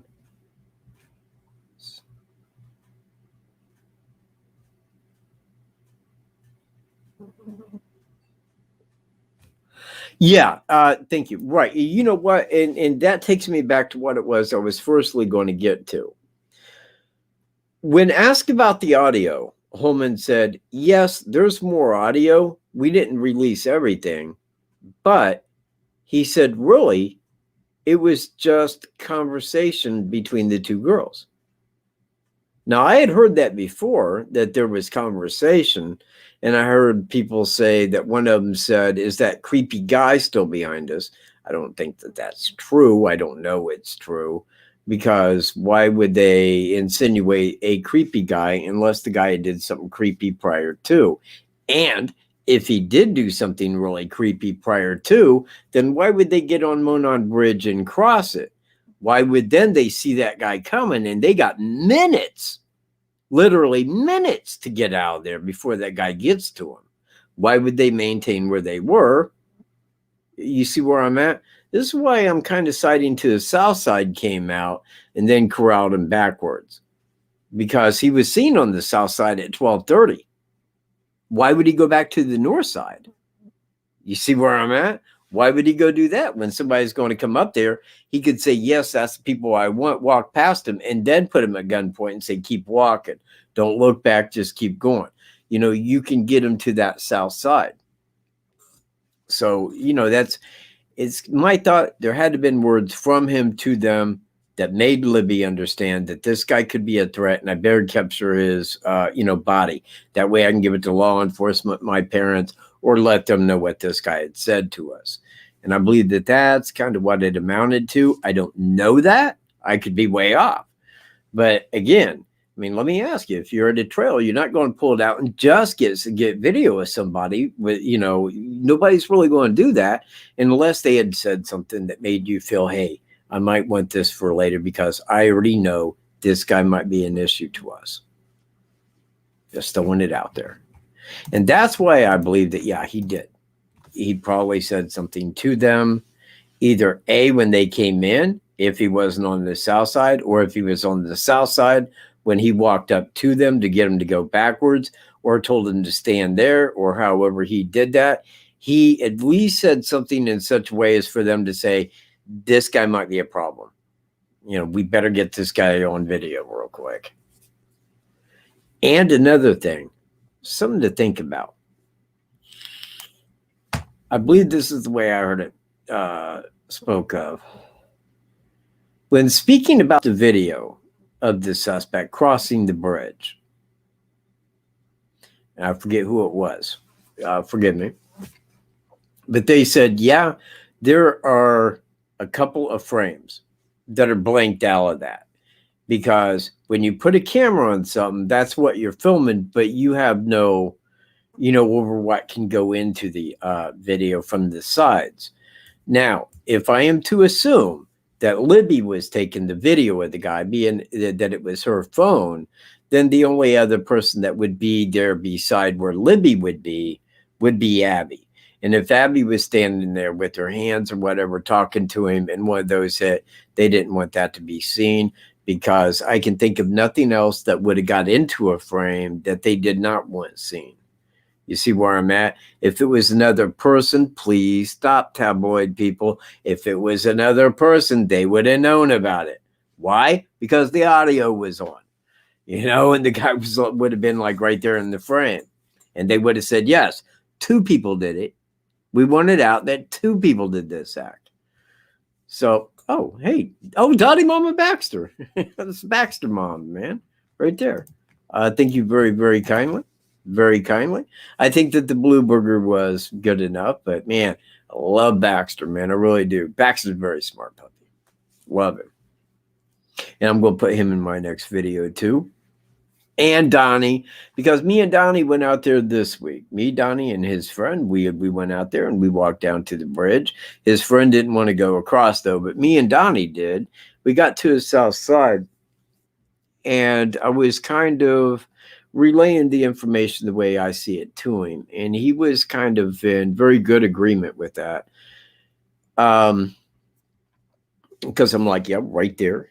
That's where the lady, because when you hit the south side, if you continue up to, go ahead, Michael, and prepare a copy if you would, but I'll keep my eye out for your question. I said, that's where she lives, and that's Weber's place right there. Because when you cross that bridge, it's kind of a trail, just like the on the north side, except it ain't cut out. It's got like new trees about this big around growing up on it. But when you go so far back, it's got that metal stop gate, where it's like cemented in the ground. It would just stop anything that was going through. Now, that's where we was standing at. And we was discussing the whole of everything and the way that it happened. He was in agreement for most of it. Because he said, yeah, he goes, I think you're right. He goes, I don't think it could be anybody else but TJB, really. And he goes, even the way that they're kind of covering it, it kind of really shows you're right.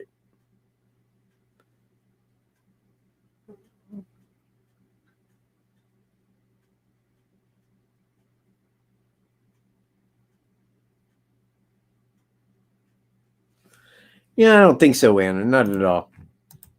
No. No. You say they insist the killer is local. No, they said we have the feeling he may be local. They're not insisting we know he's local. Because in order to say that, I can do the math, and I could hand them about 400 men and say one of these did it. One of them did it. And that takes it way down below the 70-some thousand tips they got to go investigate. A few hundred people? Yeah, I'd change that any day compared to 70,000 tips I got to go look into. Okay, DL Smith, I don't know a single thing that flannel shirt guy said to the cops. Not one. Not a single thing. I know he said as much this. I seen a guy that looks like your guy leaving when I was walking in at 247. That I know he said. If he said the guy had blood on him, no blood on him, the guy looked like he just got out of a barber shop, I have no clue. And he would never relate that to anybody because he was told by law enforcement, don't hand this information out. We don't want it out there to the public. This is, and I'm quoting, our investigation. We don't want it out there. I promise I won't tell anybody. It ain't leaving me, sir. There it is. Same with a lady walking her dogs. Same exact. I had some idiot go, if you think the FBI told her, boy, it ain't Thomas. Dan, I don't give a flying flip what you think. I don't care what anybody else thinks. I'm relating my information to you so that you can go on with life and say, I might be pretty clued into this. Just maybe. Listen carefully. Just might learn something. Now that was Bill Cosby, man. You might remember Fat Albert. And if you pay attention, you just might learn something too.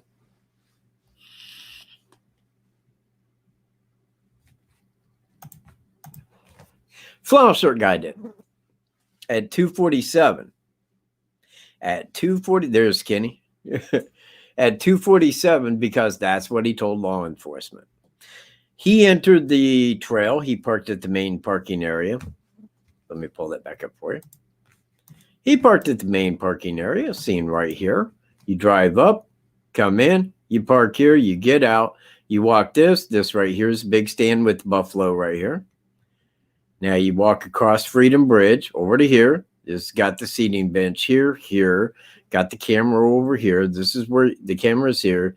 You enter here, and right here is the big marble plaque of the 765 steam train that used to run through there on the marble plaque. And you enter right here. Now, he parked here and started walking across. Now, from here down to here is probably going to be about an 18-minute walk, maybe 18, 19. Flannel shirt guy was a little bit older, a little bit slower than that. Might have took him about 20 minutes to get down here. But the killer came out here. Cheyenne was already over here, right down in here. This is about where that last platform is, about right in here. And he was here in conjunction to the girls, here to there. So she was here at the last platform and took a picture going north at 2:49. Now, I got that. It's over here. Hang on. Let me go pull that up here real quick. See where I want to go. Delphi. Abby and Libby, right?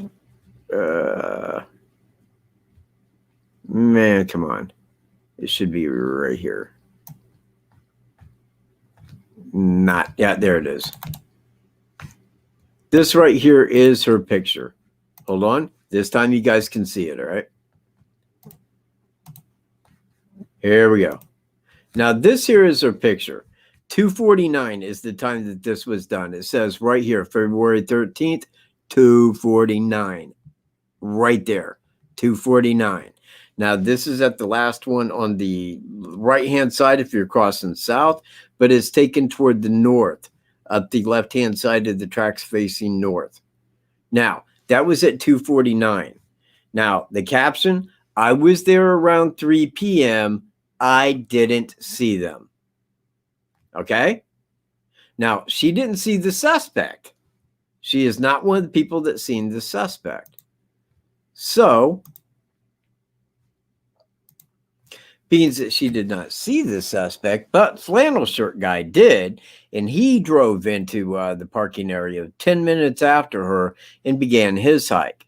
Now, he seen him at 2:47. That's his words. Now, Mike Patty said on the Dr. Phil show, yes, there was a man that was entering into the trails that did see that guy leaving the trails. Now, we know where he was parked, and we know that he left through the main entrance out to the CPS building. Again, he walked from down here. This is where he came out at after Cheyenne had crossed. He came out here and started walking this trail back out this way. Now, I would believe, since this here is the secondary entrance where the girls came in at, that he was in all likelihood between here, right here, and here is where flannel shirt guy came in and crossed paths with at 247 the suspect. Now that much I know was said. But again, he walked by him. And I point out that you can walk by somebody at a trail. Just walk by them. They're just there at the trail. Shit, man. Did I have that up there or not? God, man. All right. Screw it. All right. So if he walked into here and he's going down to here, flannel shirt guy, but he parked here and it's going to take him 20 minutes to get to here. And Cheyenne had walked all the way from here, 10 minutes ahead of him, had walked all the way down to here. And it probably took about 10 minutes to get there. So he was about arriving at that time. Now, if we go back to 247, he was probably in or around right in this area when the suspect was walking out toward Freedom Bridge and he was going in. Flannel shirt guy was walking up to the bridge. They crossed paths. Now, I was out there with Byron. We walked by an older couple that was coming in. 2 minutes later, I asked him in 2 days' time, how much could you tell me about their facial details? I couldn't tell you any now. That's how you're going to remember somebody you walk by at a trail. They're not under suspicion. It's a hiker. Hey, how you doing? Pretty good, dude. Yeah, just fine. Great. And you can just go on about your way. Now, I will tell you, because people say, well, did flannel shirt guy say the guy was covered with blood? I can tell you positively at 100% that he didn't see any blood on him. Why do I know that? I'll tell you why. Because at 3:15, when flannel shirt guy was going back toward his vehicle, again, no knowledge anything had ever happened. There's no suspicion. He didn't even know 2 girls were missing until he ran into girl number 1's father. And he said, because flannel shirt guy was coming from Monon High Bridge up towards the secondary exit or entrance. Now, Derek was, girl number 1's father, was on the 505 trail and seen him coming from that direction, halted him and asked him if he seen 2 young girls down there. He said, no, I seen an older couple on the other side, but they wasn't young enough to be the 2 girls that you're looking for. If flannel shirt guy had seen blood on that guy walking in, and then this guy saying, I got 2 missing girls, that might have clicked something like, hey, wait a minute. About a half hour ago, I seen a guy covered with blood leaving. Maybe, I mean, you see where I'm at, that it would just stand to reason that we would know that already. Because obviously there wasn't anything wrong with the guy where flannel shirt guy thought, hey, something bad happened.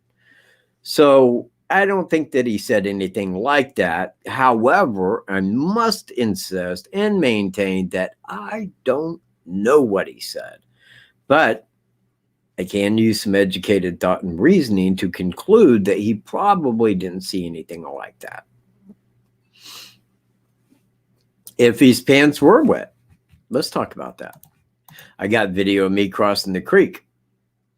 All right.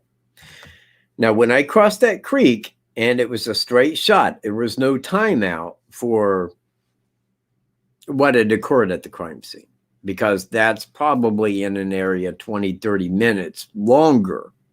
But I walked all the way out. And once I got back to where the fence is on the 501, the one that crosses as private property, which is a total lie. It ain't private property. It's still the county trail, you know. But when I got back to that, I handed the camera to my friend so that he could get video of my lower legs. My pants were darker and they showed a little bit wetter than what his would have. But even if he was up to his waist, what do you think they're going to be wringing wet? It's denim. It's made to dry quick. You got the body heat. It helps evaporate it. I'm telling you, denim does not stay wet long. It dries out rather quickly, especially when you're wearing it. You got gravity, your movement, body heat. Denim gets dry quickly.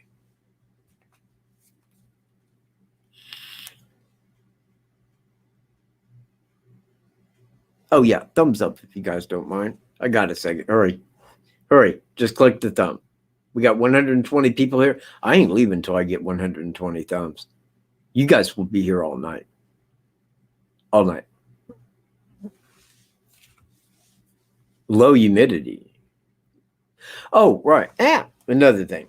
People ask about search dogs. Well, day number 2, they did have search dogs. They had sniffer dogs. Now, they point out that the dogs were trying to find the girls. Okay.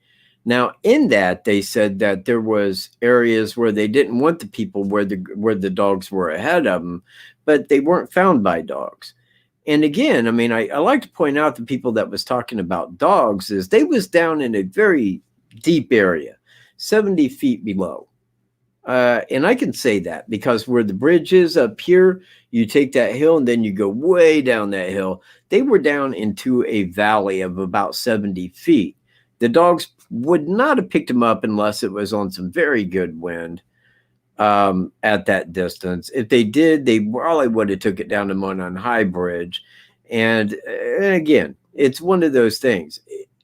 I can tell you right now, positively right now, if I was going out there to search that for 2 missing girls and I had 100 people with me, I could have searched that entire square mile in less than 3 hours.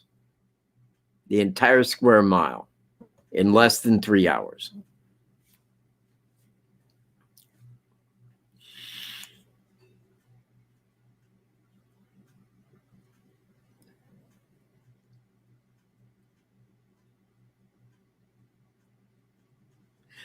Carol. Glad you made it. An old friend of mine, Carol. You know, I remember back, Carol, back when I used to get the notifications that people would put something in the comment area. Going back a year or so ago, man, I really thought you was just a troll. There were so many times I almost banned you. But now I look at you as just being resilient. Just being resilient with your questions. And I'm glad you're here, man. Glad you made it. I didn't really have a final wrap-up video, but right now what I am doing is, hear me out, I'm making a series that's called Lost in the Focus. Number 1 was criteria, 2 will be search, 3 will be the timeline on the crime, 3 will be the suspect, how he fits that criteria, how he fits to the other cases, and how they all go into one. It's not going to miss any little subtlety. All of it will be explained within each video. And all of those Lost in the Focus videos are going to be part of one big set called My Final Stance. And that will be the wrap-up video. That should be complete before he goes to court, provided it's in 2021. Hey, Valentine, how you doing? And thank you very kindly for $10.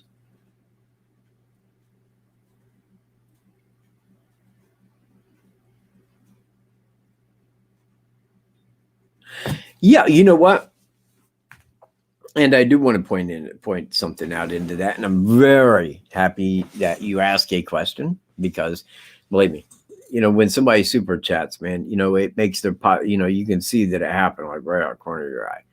And I always tell people, if you got a question, man, please throw it up. I'd be happy to answer. Well, yeah. Now, me, because I put in the last video that I made, the edited one, that of all the people I've been out there with, none of us ever crossed any part of that bridge with our hands in our pants pockets. It is very unusual to do like that. And I do believe, I don't think it was Abby's first time crossing. I mean, understand, I know where Mom's mind was at when she said, when I seen she was crossing that bridge and knew she wasn't supposed to, she knew that she would get grounded for that. But Abby and Libby had been out there many times together. And Abby lived, and I don't think it was at that time, I could be wrong, but she lived right up that private drive, not toward Weber's, the other way on County Road 200, right by where it connects to County Road 200, that private drive. So I knew that she knew where she was at. And I don't think it was her first time crossing. But even if it was, look, she's 13. A little bit more nonchalant about that. They'll hold me, these railroad ties. It just probably wasn't that big of a deal with her. She was getting she was getting a photo shot there on the bridge. That went to Snapchat. So, I do find it to be odd that a person would have their hands in their pockets. It's just not, to me, It's just not so casual that you cross a bridge that high. Everybody, almost everyone that I have ever crossed that bridge with the first time look at it and go, oh, jeez, you're way up here. Well, yeah. And I mean, Tony, he about crapped right in his pants, man. You know, he probably had to go wipe. He just lost his balance, and he's in the center, and he's got a long width on both sides. You know, there's really no danger that he was going to fall and go off that bridge. But when he slipped, because we turned around, we got a piece of that on the camera. He just looked up with this like terror, you know, just like panic, you know, look in his eye, like he was fixing to go off the side, you know. And you got to relax, you know, when you cross that. And remember that those ties they'll hold a train. You could take a train across that bridge today if it had tracks. You know, it's going to hold a train, so it's not going to be affected by you any. Now, no one I was with was so commonplace that they stuck their hands in their pockets. But that could change if I'm getting a video of them and they want to look like, you know, so some may and some do. I take that back, because most everybody I did at one time or another did stick their hands in their pockets. Because when I got to the last platform on the left where the girls were at, and they was walking back toward me, they wanted their video coming toward me in the same spot where the suspect was, with their hands in their pockets. But down on that, you know, the ties are not that far apart, and you can do that. You could do it anywhere, but it's not casual crossing. Because understand, if you were to slip, you want to be able to catch yourself. You know, it's just not you know, with your hands in your pockets. Glad you asked. And thank you very kindly. T&J's leaving? Oh, thank you, T&J. Thank you for being here. One of my favorite mods. All of them are my favorite mods.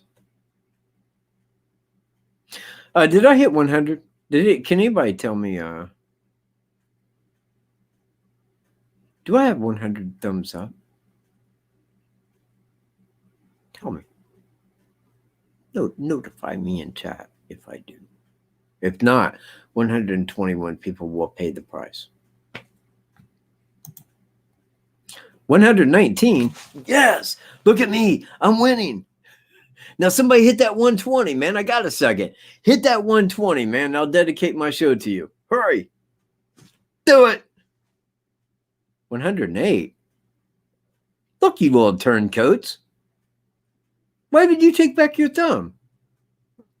Was it something I said?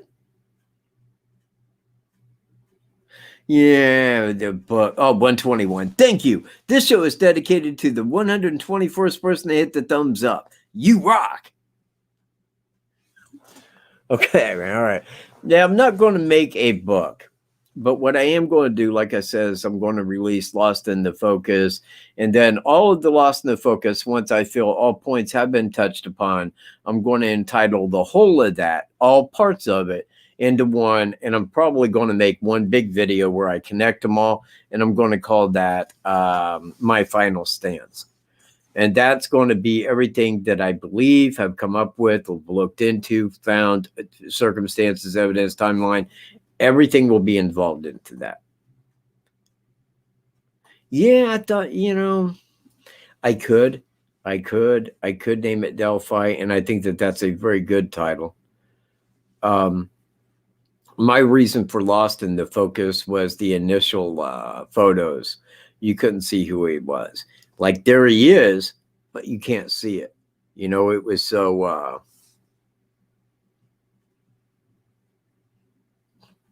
Do you want a case of Pib? All right, man. Thank you, Valley Time. You know what? I do. I think that there are people out there that have good writing ability, and those people are the ones that should be writing a book. It shouldn't be like I'm a know-nothing writer. I don't know how to put a story together. I can give you the facts, the details, and everything that should go in it as far as that amounts to, but writing a book, it ain't me. And everybody asked me. And you know what? It's just like merchandise. People just exactly like merchandise. Man, you need merchandise. Why don't you got merchandise? Why don't you have merchandise, Katt? Well, I do. It's right down in the description below. Go look at my merchandise. You know that some lady bought a Michael J. Katt t-shirt. Another lady bought a Michael J. Katt hoodie. I don't know who they are. I don't know them. But I can tell you this right now. They look probably hotter than smoke in a shirt by me. It's me pointing all like, you know, you did this or something. Yeah. It's like a high profile pic. Yeah. You know, get all like video ready and, you know, get my hair and shit, be all pointy. So, yeah, man, if you want some Michael J. Katt merchandise or Wolf merchandise, I'm also going to make some new Crown Prince of Uganda, you know, shirts, and he'll probably be sitting in like a Burger King crown, you know, with that little princely gleam in his eye, waiting to attack the nearest arm, you know, little puppy things, man.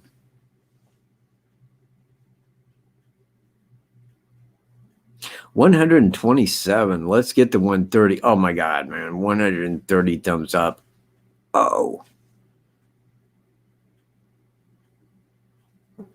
So let me get back to the search.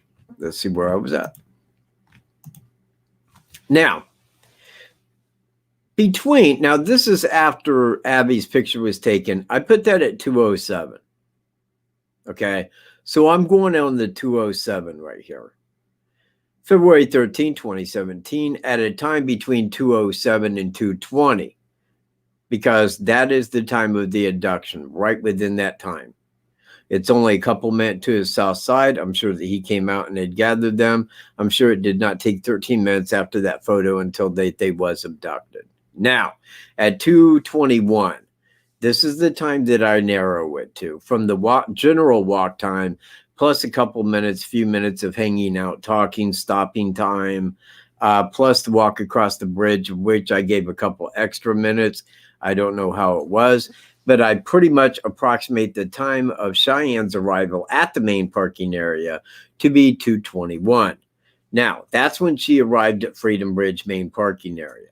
Now, at 2:31, Flannel Shirt Guy arrives, approximately 10 minutes after Cheyenne, and he begins his hike back to Monon High Bridge. Okay?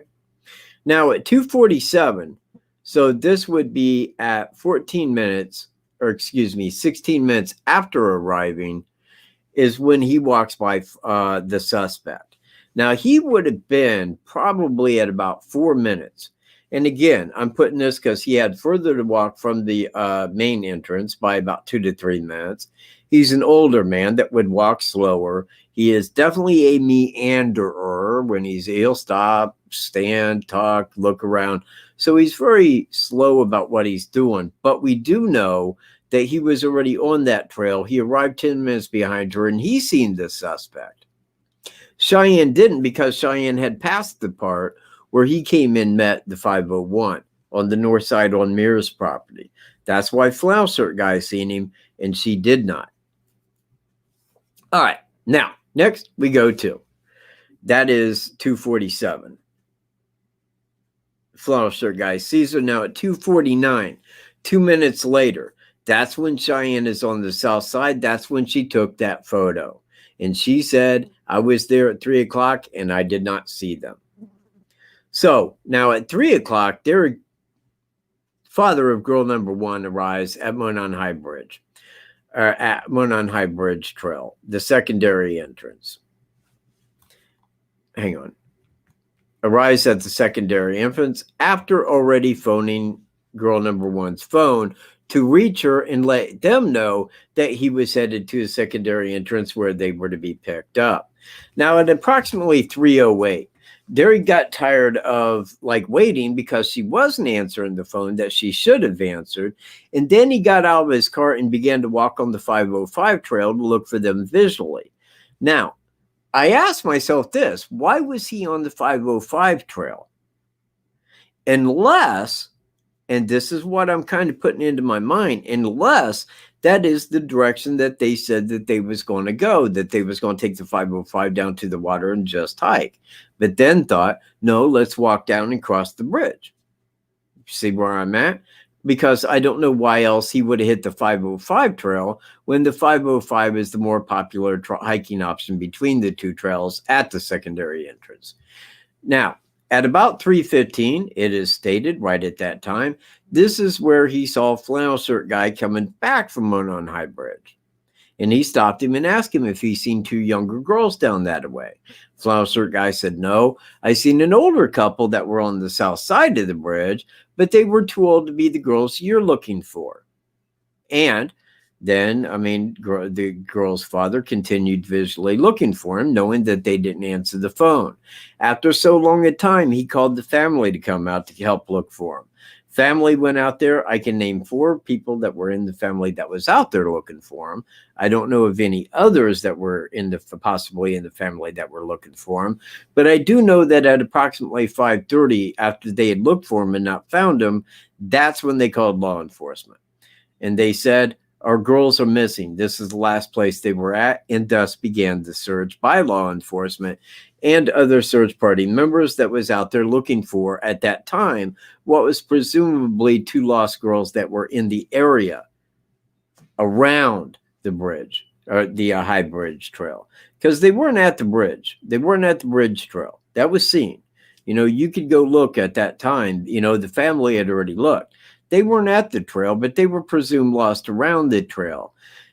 But I'm thinking like law enforcement would have. There comes a time when you're looking and you're like, we got a lot of people here. We got a lot of cars here.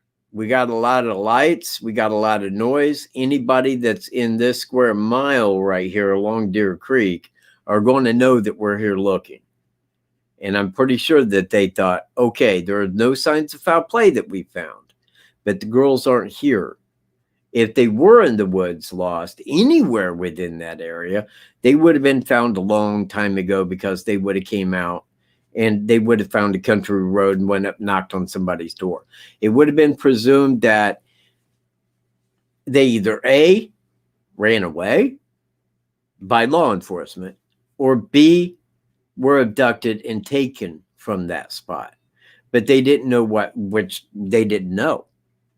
So they decided they would pick the search up the following day.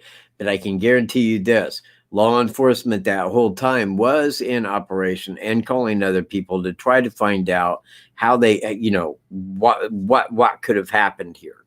This is local law enforcement of a town, 3,500 people. They are not familiar with what goes on like this.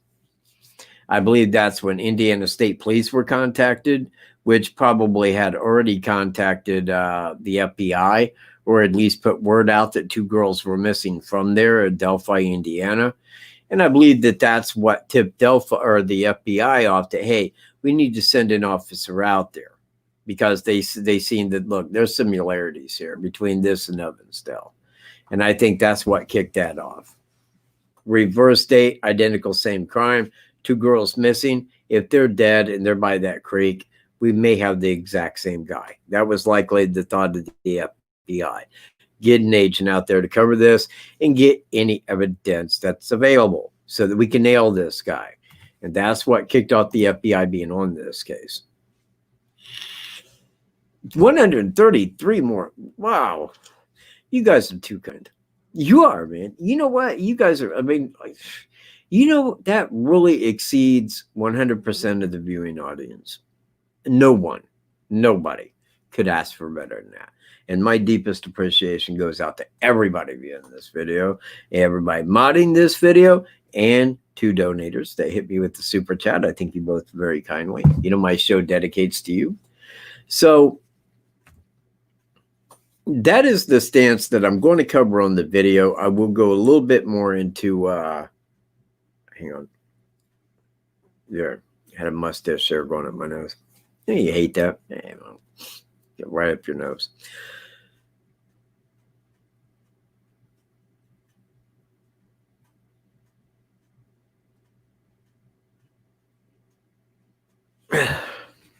Well, Flannel shirt guy contributes to that trail. He's like a property manager. He goes out, looks over the trail. He loves that trail. He's a part of Delphi. He hikes that trail.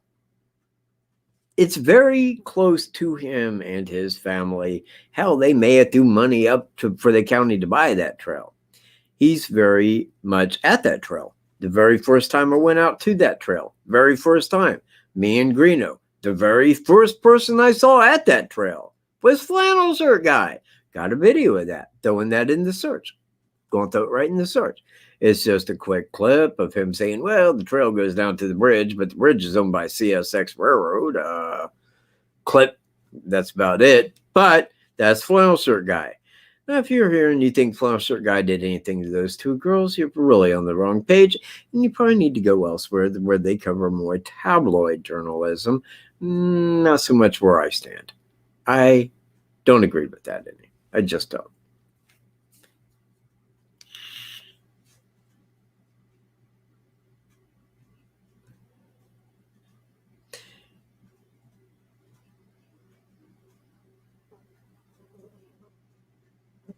Oh, hold on. 1 second. See, I got to look up.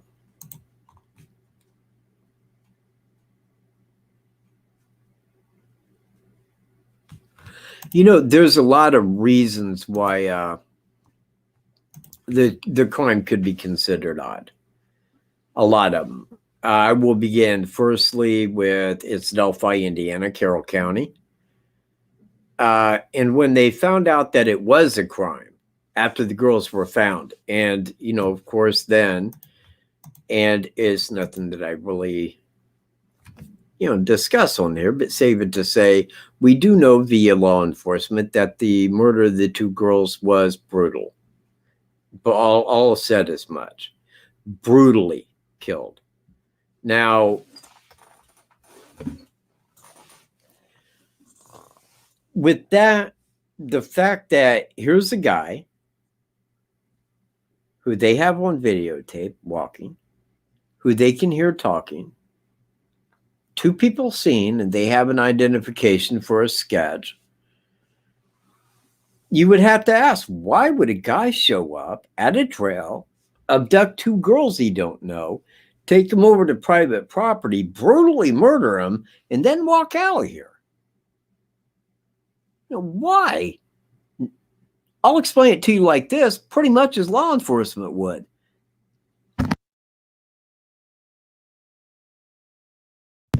And it damn sure don't happen in Carroll County. So for that to happen like that, this is why it's known in the UK. This is why Australia hears about it, because this is a very big case. Yeah, signature to the crime. Thank you, Michael. Because there was a lot of signatures. Now, we don't know every signature. Now, when the prosecutor was talking about that at the time, and he was talking about a few signatures, I can't call the video a signature because it wasn't done by the suspect. I can't, yeah, thank you. Yeah, hang on.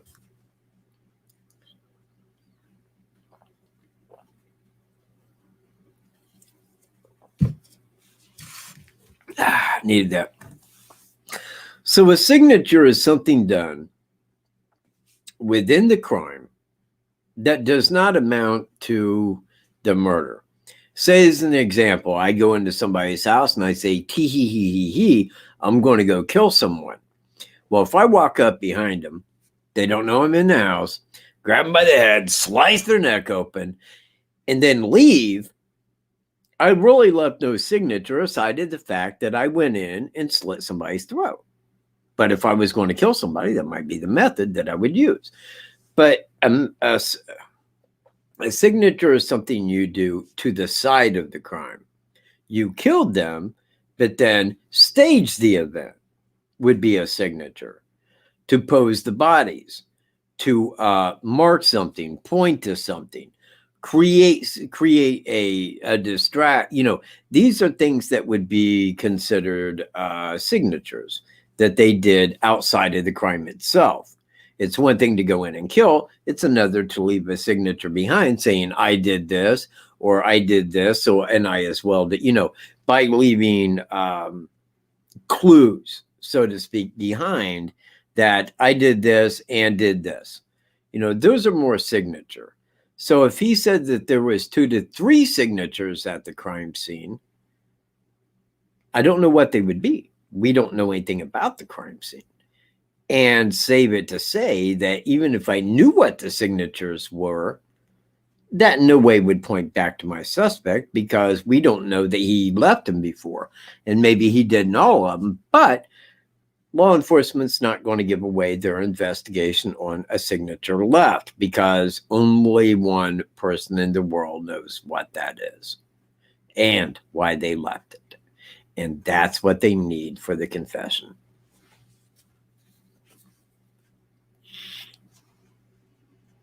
Hold on. Anything that you heard like there was bleach left at the crime scene, that is probably a straight up lie, B Wonder. Nobody knows anything about that. It's just like somebody say, well, I heard that. And I said, well, stop, shut up, man. I don't even want to hear it. Whenever somebody begins with, I heard that, that's the first thing right there. It says, yeah, it's probably total bullshit right there. If you heard that, stop. It's probably crap. Because I've never heard anything. I heard one thing, heard one thing, didn't even heard it. I read it. And that was the screenshots of the messages between the one that found the girls and a friend of theirs. And do I believe all of that? Yeah, maybe, but not totally. Because I don't know where it exactly came from, and I don't know that he stated that like that, if any of it was photoshopped into place. I don't know. And aside to that, I would find it hard to believe that he would be even discussing that with somebody online after seeing that. He was related to one of the girls. Why would he go around saying that? Yeah, I don't believe anybody carried bleach. And I'm with you. And again, that's why I say whenever, hang on, I did see something up there. Well, let me scroll up real quick.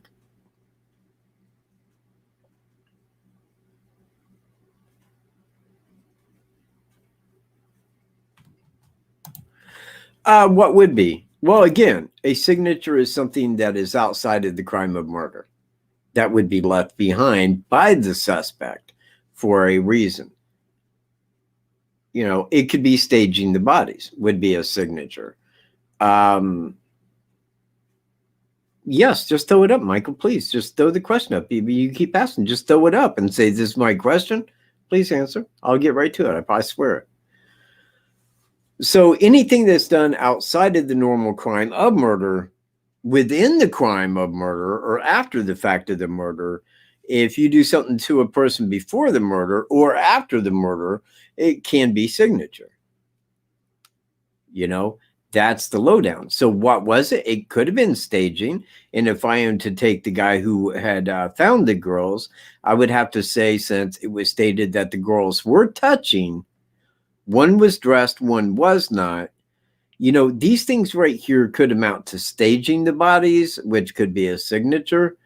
It could be any number of things. But again, what happened at the crime scene is outside of where I look.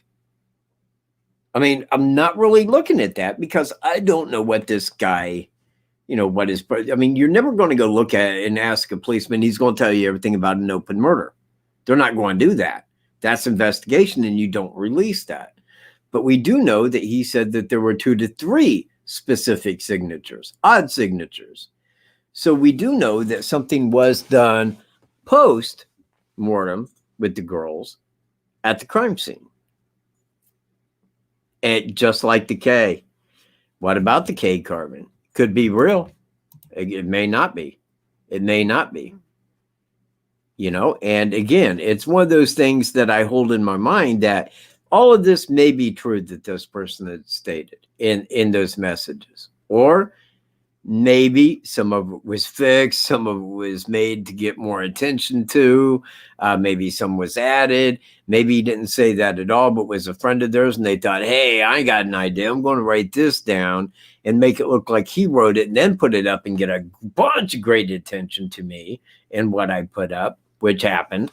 So I don't really know that, but it was never come out by law enforcement. Yeah, everything he stated is true, because they wouldn't do that, even if it was true. So I got a hold of my mind that it may be true, it may not, but what happened at that crime, it does not help in any way as to how I got my guy narrowed down. It's everything outside of that, everything. I know he could have been there. I know that he's a murderer. I know that it's, you know, I got all of these things, man, and I had put it, and it weighs TJB. Okay, I'm still waiting for that question. Mike? All right.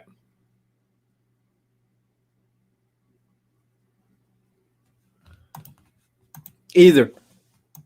It could be either.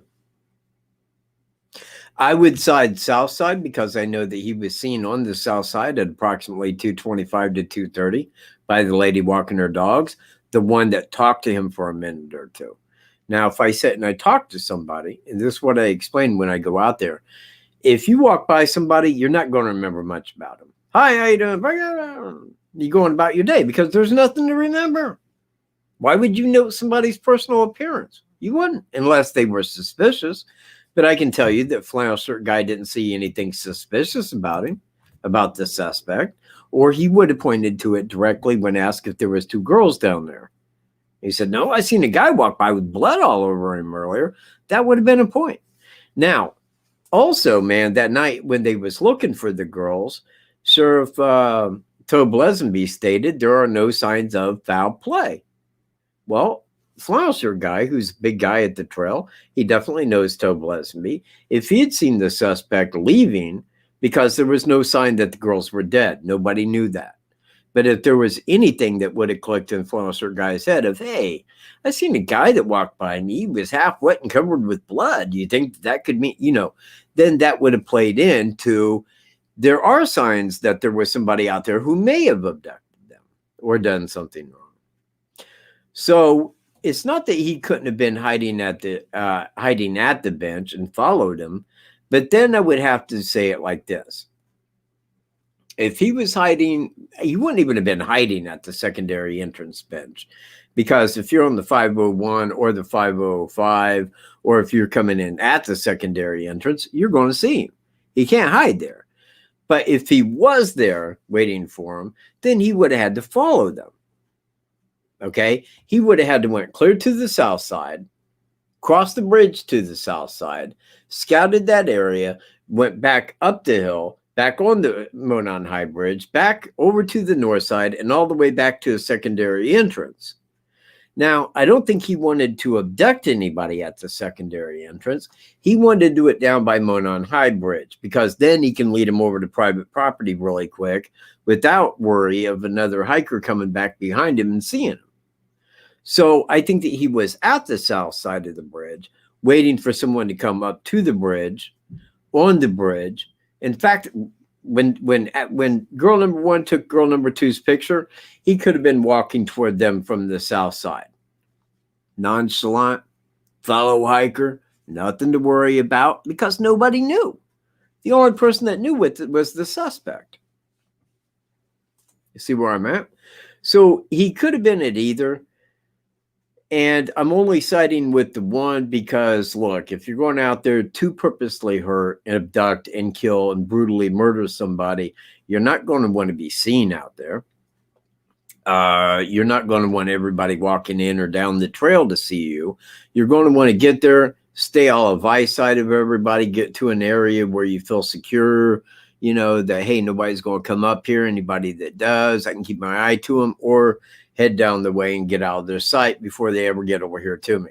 They're never going to question why I'm over here, because I'm just a hiker. You see, that's the whole of it. So I think that he was at the south side and then walked over toward him and then took him back. That's just my thoughts, but I've been around the board on how it could have been done. But I think that that is the best bet right there. He was on the south side. And I thank you for the question, Michael. Appreciate it. 136 thumbs up. I am not deserving of that. I am not. Man, geez, you guys make me blush. Look at me. I'm all red in the face.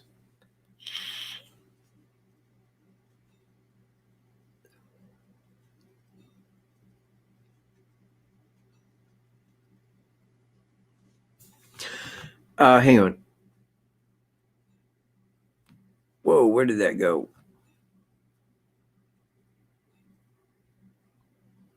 Oh, man, come on. There it is. Okay. I am not up in the law, but I thought the FBI came in fairly quickly in cases where children under a certain age are in danger. Haven't checked the law, but read something a while back. Yeah, and that was my thought when I seen the FBI agent there that quick. However, I do reiterate the fact that he was there within 24 hours of the girl's missing. Now, if, let's say I had a child and that girl was 13 years old and I took her to a trail with a friend and she was gone. And I said, well, she would not have ran away and she knows the area around the trail. I'm very concerned. Now, law enforcement's going to believe that, okay, look, firstly, this is Delphi. We don't have kids that are just abducted and murdered here. It's probably not what happened. You know, so let me think. They either A, ran away, or B, got in a friend's vehicle and went elsewhere without telling you and forgot. You know, I mean, these would be the things that would be going through law enforcement's head at the time. Now, the fact that he was there that quick, and I questioned why he was there that quick, because was the girls in danger? There were no signs of foul play, you know, and that's law enforcement saying that the night prior. But he was already there before the girls were found. Now, nobody knew, understand, nobody knew the girls were were in that square mile that next day. But they wanted to make sure that they weren't in there somewhere, hurt, injured, you know, a place where they couldn't get out of, anything like that. And they began the search. But the FBI was there, and as soon as I questioned it, then you hear, well, he was over at a fellow officer's house, a friend of his. And that officer was supposed to go out there and help look for the girls the following day. So, the newspaper says, so the FBI just says, hey, you know what? I ain't doing nothing. Why don't I just go with you? One word. That's a lie. That's a total lie. He wasn't there. Don't all just run out there with you. It just happened to be an FBI agent hanging out with you. Blah, blah, blah, blah, blah. Bullshit. Not even close. So, yeah, they were out there, and the FBI did send an agent. And it wasn't because two girls might be in danger. I mean, I see where you're at, and I kind of covered that, but I think it's way different than that. And I think it all goes back to Evansdale.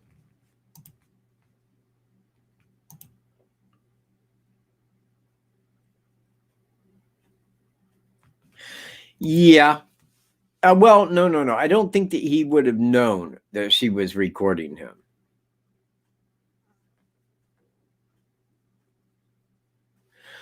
You see, I think it's like this. Either A, he was leading them back, and I say that for the reason of there was that little glitch in the video, and I believe that was Abby's hand.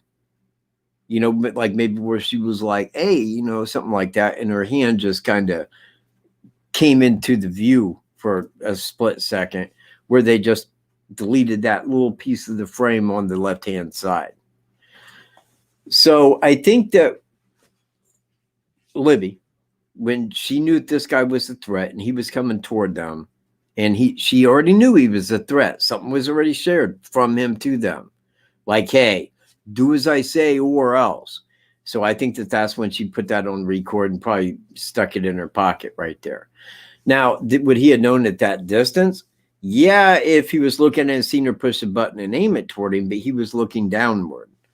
So I think that that's how she slid that back around and then stuck it in her pocket, nonchalant, as to be all like, okay, well, I'm going to stick this in my phone so I can do as you say. I'm going to stick the phone in my pocket. And I believe that that's more of the amount. Just like me, if I see somebody with a phone, I don't think they're videotaping me. You know, everybody in the world's got a phone aside of me. I mean, you know, I'm the guy without a phone. Always have been, always will be. Never be a cell phone person. And you guys waste so much of your life. So much of your life. Man, you know what? Mail me your telephone. Mail it to me.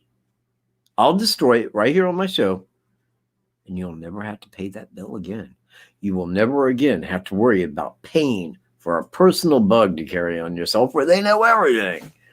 I'll be helping you out. And I'll do it with your name. And I'll smash it right here. Take the SIM card out.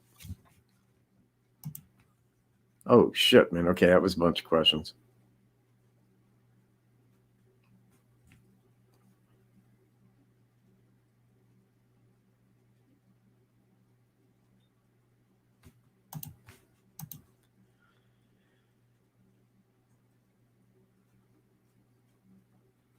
Your beard? I'm guessing. I'm guessing it was your beard. Yeah, no Amber Alert. There was no Amber Alert because they did not know of a vehicle that they would be in, nor did they know of a person who would have abducted them. But they was under the impression they had to have been that the girls must have been abducted or got into a friend's car and left, possibly abducted by that manner. But there wasn't anybody that was like, oh, I seen the guy. They didn't have any record of the guy. They didn't know what had happened to the girls. They were at a loss. And I understand that. And I understand why it was called off. I mean, they was out there. It was known. Everybody around that whole mile, man, knew that those girls were in that wood somewhere. You know, everybody, law enforcement, hundreds of people out there. All of Delphi was in the know. Those girls are out there lost. So, yeah, anyway.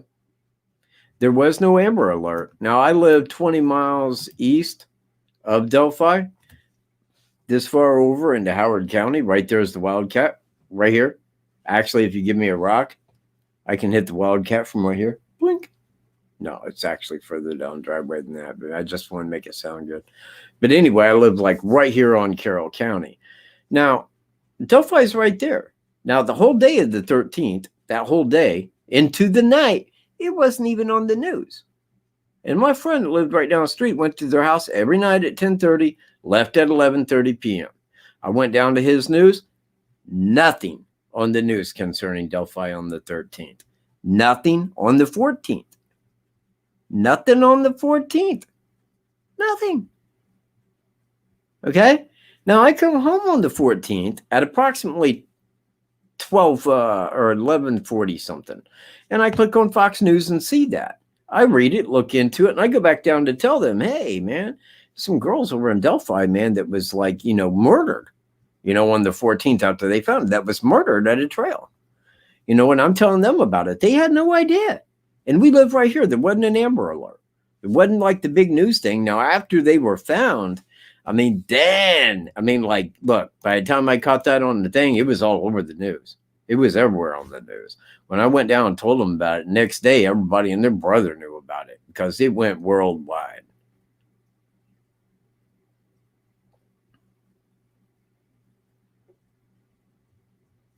You know what? I was thinking about that, and I thank you for bringing that to my attention, Goldie Ray. For this reason. If it was me, and I was searching for two lost girls, and I had a flashlight, I had a good flashlight, which I would have if I was searching, it probably would not have stopped me. It would not have stopped me. Okay, they're asking these private property owners if we can go search on their property. Thank you. There's two lost girls, and I'm heading there anyway. And if they don't like it, they can come over and tell me to leave. You see where I'm at? And I don't know why there being hundreds of people out there that further outside of the trail wasn't searched. I mean, they was really going by like the legal numbers. Well, we got to make sure he says it's okay, or you'll be trespassing. Hit me with the ticket. I don't care. I'm going to go search. You know, it's 2 lost girls, sir. So, and again, the only thing that would have deterred somebody would have been that big ravine. And when I show you the ravine in my next video coming out soon, you will see that it is a big giant ravine. And you know that on the other side of that ravine is a big barbed wire fence. And down the other side of that barbed wire fence is a very steep hill that goes down to a small horse pasture. You know, Ronald Logan's in the woods along Deer Creek. Well, they wouldn't have went over there. They wouldn't have went through this ravine and traveled that far off just to get down there around the horses. That would seem kind of stupid. And that's probably why they didn't cross over that ravine and search that evening. You know, but they picked it up directly the following morning. So that's just kind of my thoughts. But look, man, private property. If I was to tell you how many times I went on somebody's private property without notifying them firstly, I'd probably be way off, because it's probably 1,000 times more than that. This is Indiana. Man, you got property and I'm going in there, man, for whatever reason. I ain't asking unless you got stay the hell out sign. I'm going on in. You know, everybody's got private property. Everybody. Okay. Yeah. You got like a quarter of a square mile private property. Cool. You probably never see me going through. I mean, everybody does that in Indiana. Oh, shit. It's the center right here. The great center for the Indianapolis Colts, Brian Kelly. #1 draft pick.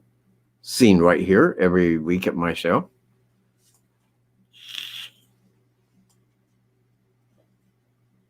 Yeah. Thank you, Michael. Exactly. You can go to Beacon, look up Indiana, search counties, go to Carroll, and now that gives who owns it now. But back then, like the lady that was walking her dog, she moved. It's owned by new people now.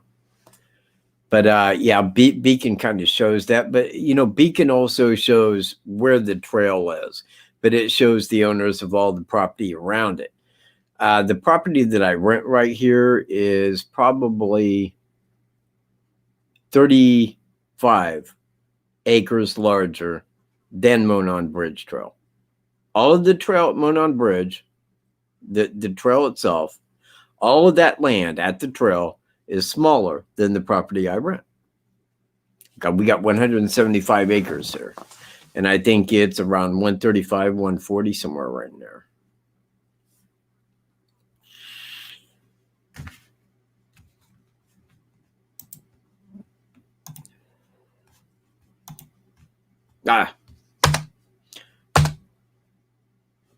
Nope. I have 140.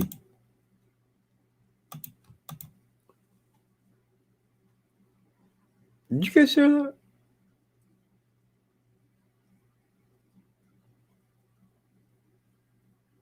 Yeah. I found all kinds of things here, Mr. Center. I have found so many arrowheads. One day I'll do a whole show just on the arrowheads I have found on this property. It's amazing. Amazing. Oh, that's Puppy.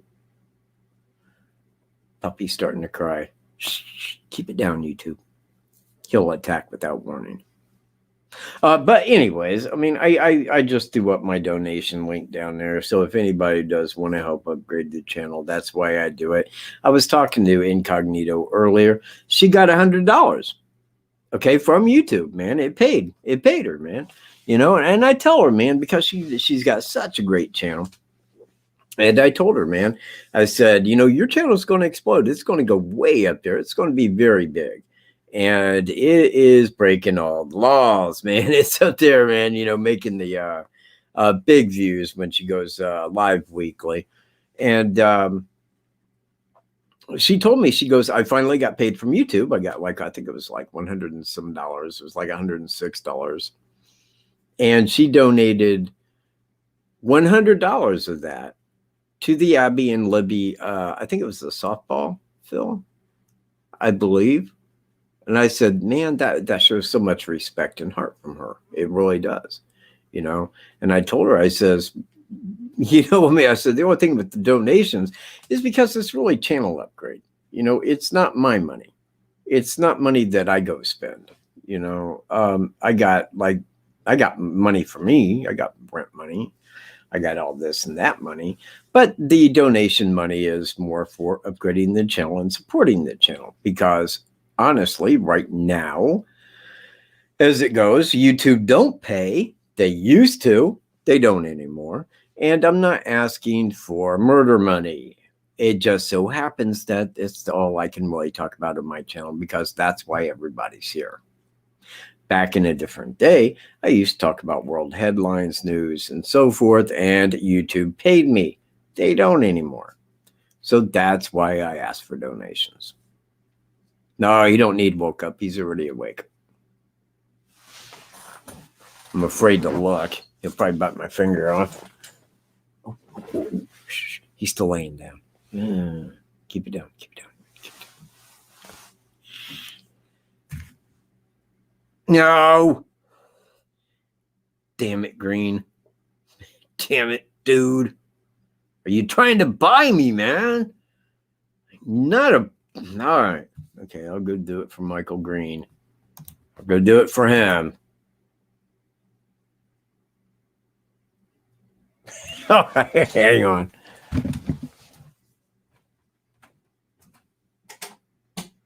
Mr. Puppy, come here.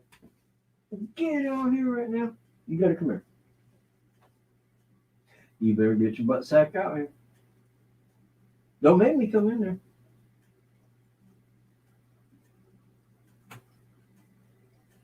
Come on. Oh, you know what? The whole world wants to see Puppy. Everybody wants to see my baby. Everybody wants to see my little puppy woo.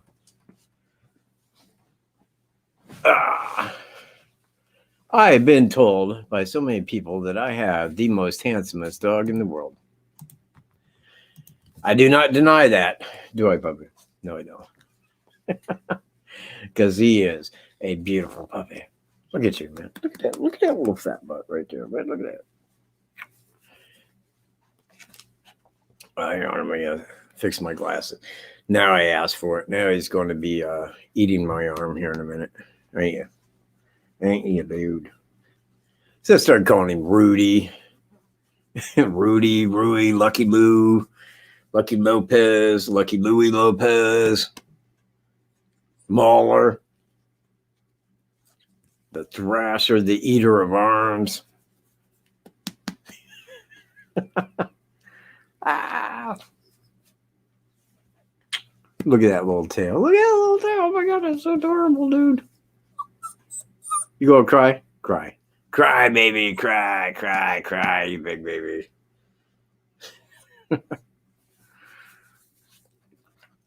He's a French puppy. He likes to French kiss when he can, don't you? Oh, quit being a baby. Would you don't cry. You probably need to go out here in a minute, don't you? So, anyways, wow, I've been on here for about 3 hours. 3 hours, people.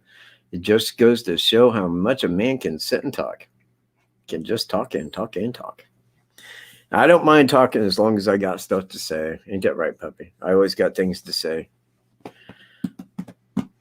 Yeah, he is getting big. Now, you see, there was a day when I could have set him right down in that little Burger King hat. In fact, when I first put that leash on him, it slid right over his head. Cutest video I ever made, man. He's just like, I'm walking him with a little. So anyway, yeah, he is getting bigger, but I want to get some good video of him when he's little, because we'll never forget these days. We'll be bitey, yeah. And thank you very much, Michael, for the $20 donation, and everybody else. Listen, man. I got an itch, man, and I got to go beat somebody at some chess tonight, or my life it just ain't going to be worth crap tomorrow. I thank everybody for viewing. Puppy, give your peace. Say peace, puppy. Puppy, please say peace. There it is. The little tail wagging that says peace. Hang on. Ah, that's adorable. Yeah, a little tail. You are something else, puppy. I love you so much, Tori. I do. Whoa. Oh, you got a t-shirt. Oh, holy mother of shit. There it is, right there, everybody. Jesse, Diane Ryan got a t-shirt. Right on, man. Or did you already buy it or did you just now buy it? Let me know, man, because I want to see a picture in somebody wearing a Michael J. Katt t-shirt or a hoodie. I want that, man. I want to say, wow, somebody actually bought one who's wearing it. Look at this. Okay, puppy, we're going down in a minute. Please stop crying. Anyway, everybody, keep an eye out for the video I am editing. It will be better than last week's. And I think all viewers and all mods and everybody else, all viewers, likes, and so forth. Thank you guys very much. Share this video if you haven't. Peace, everyone. Okay, we get it. Peace, puppy.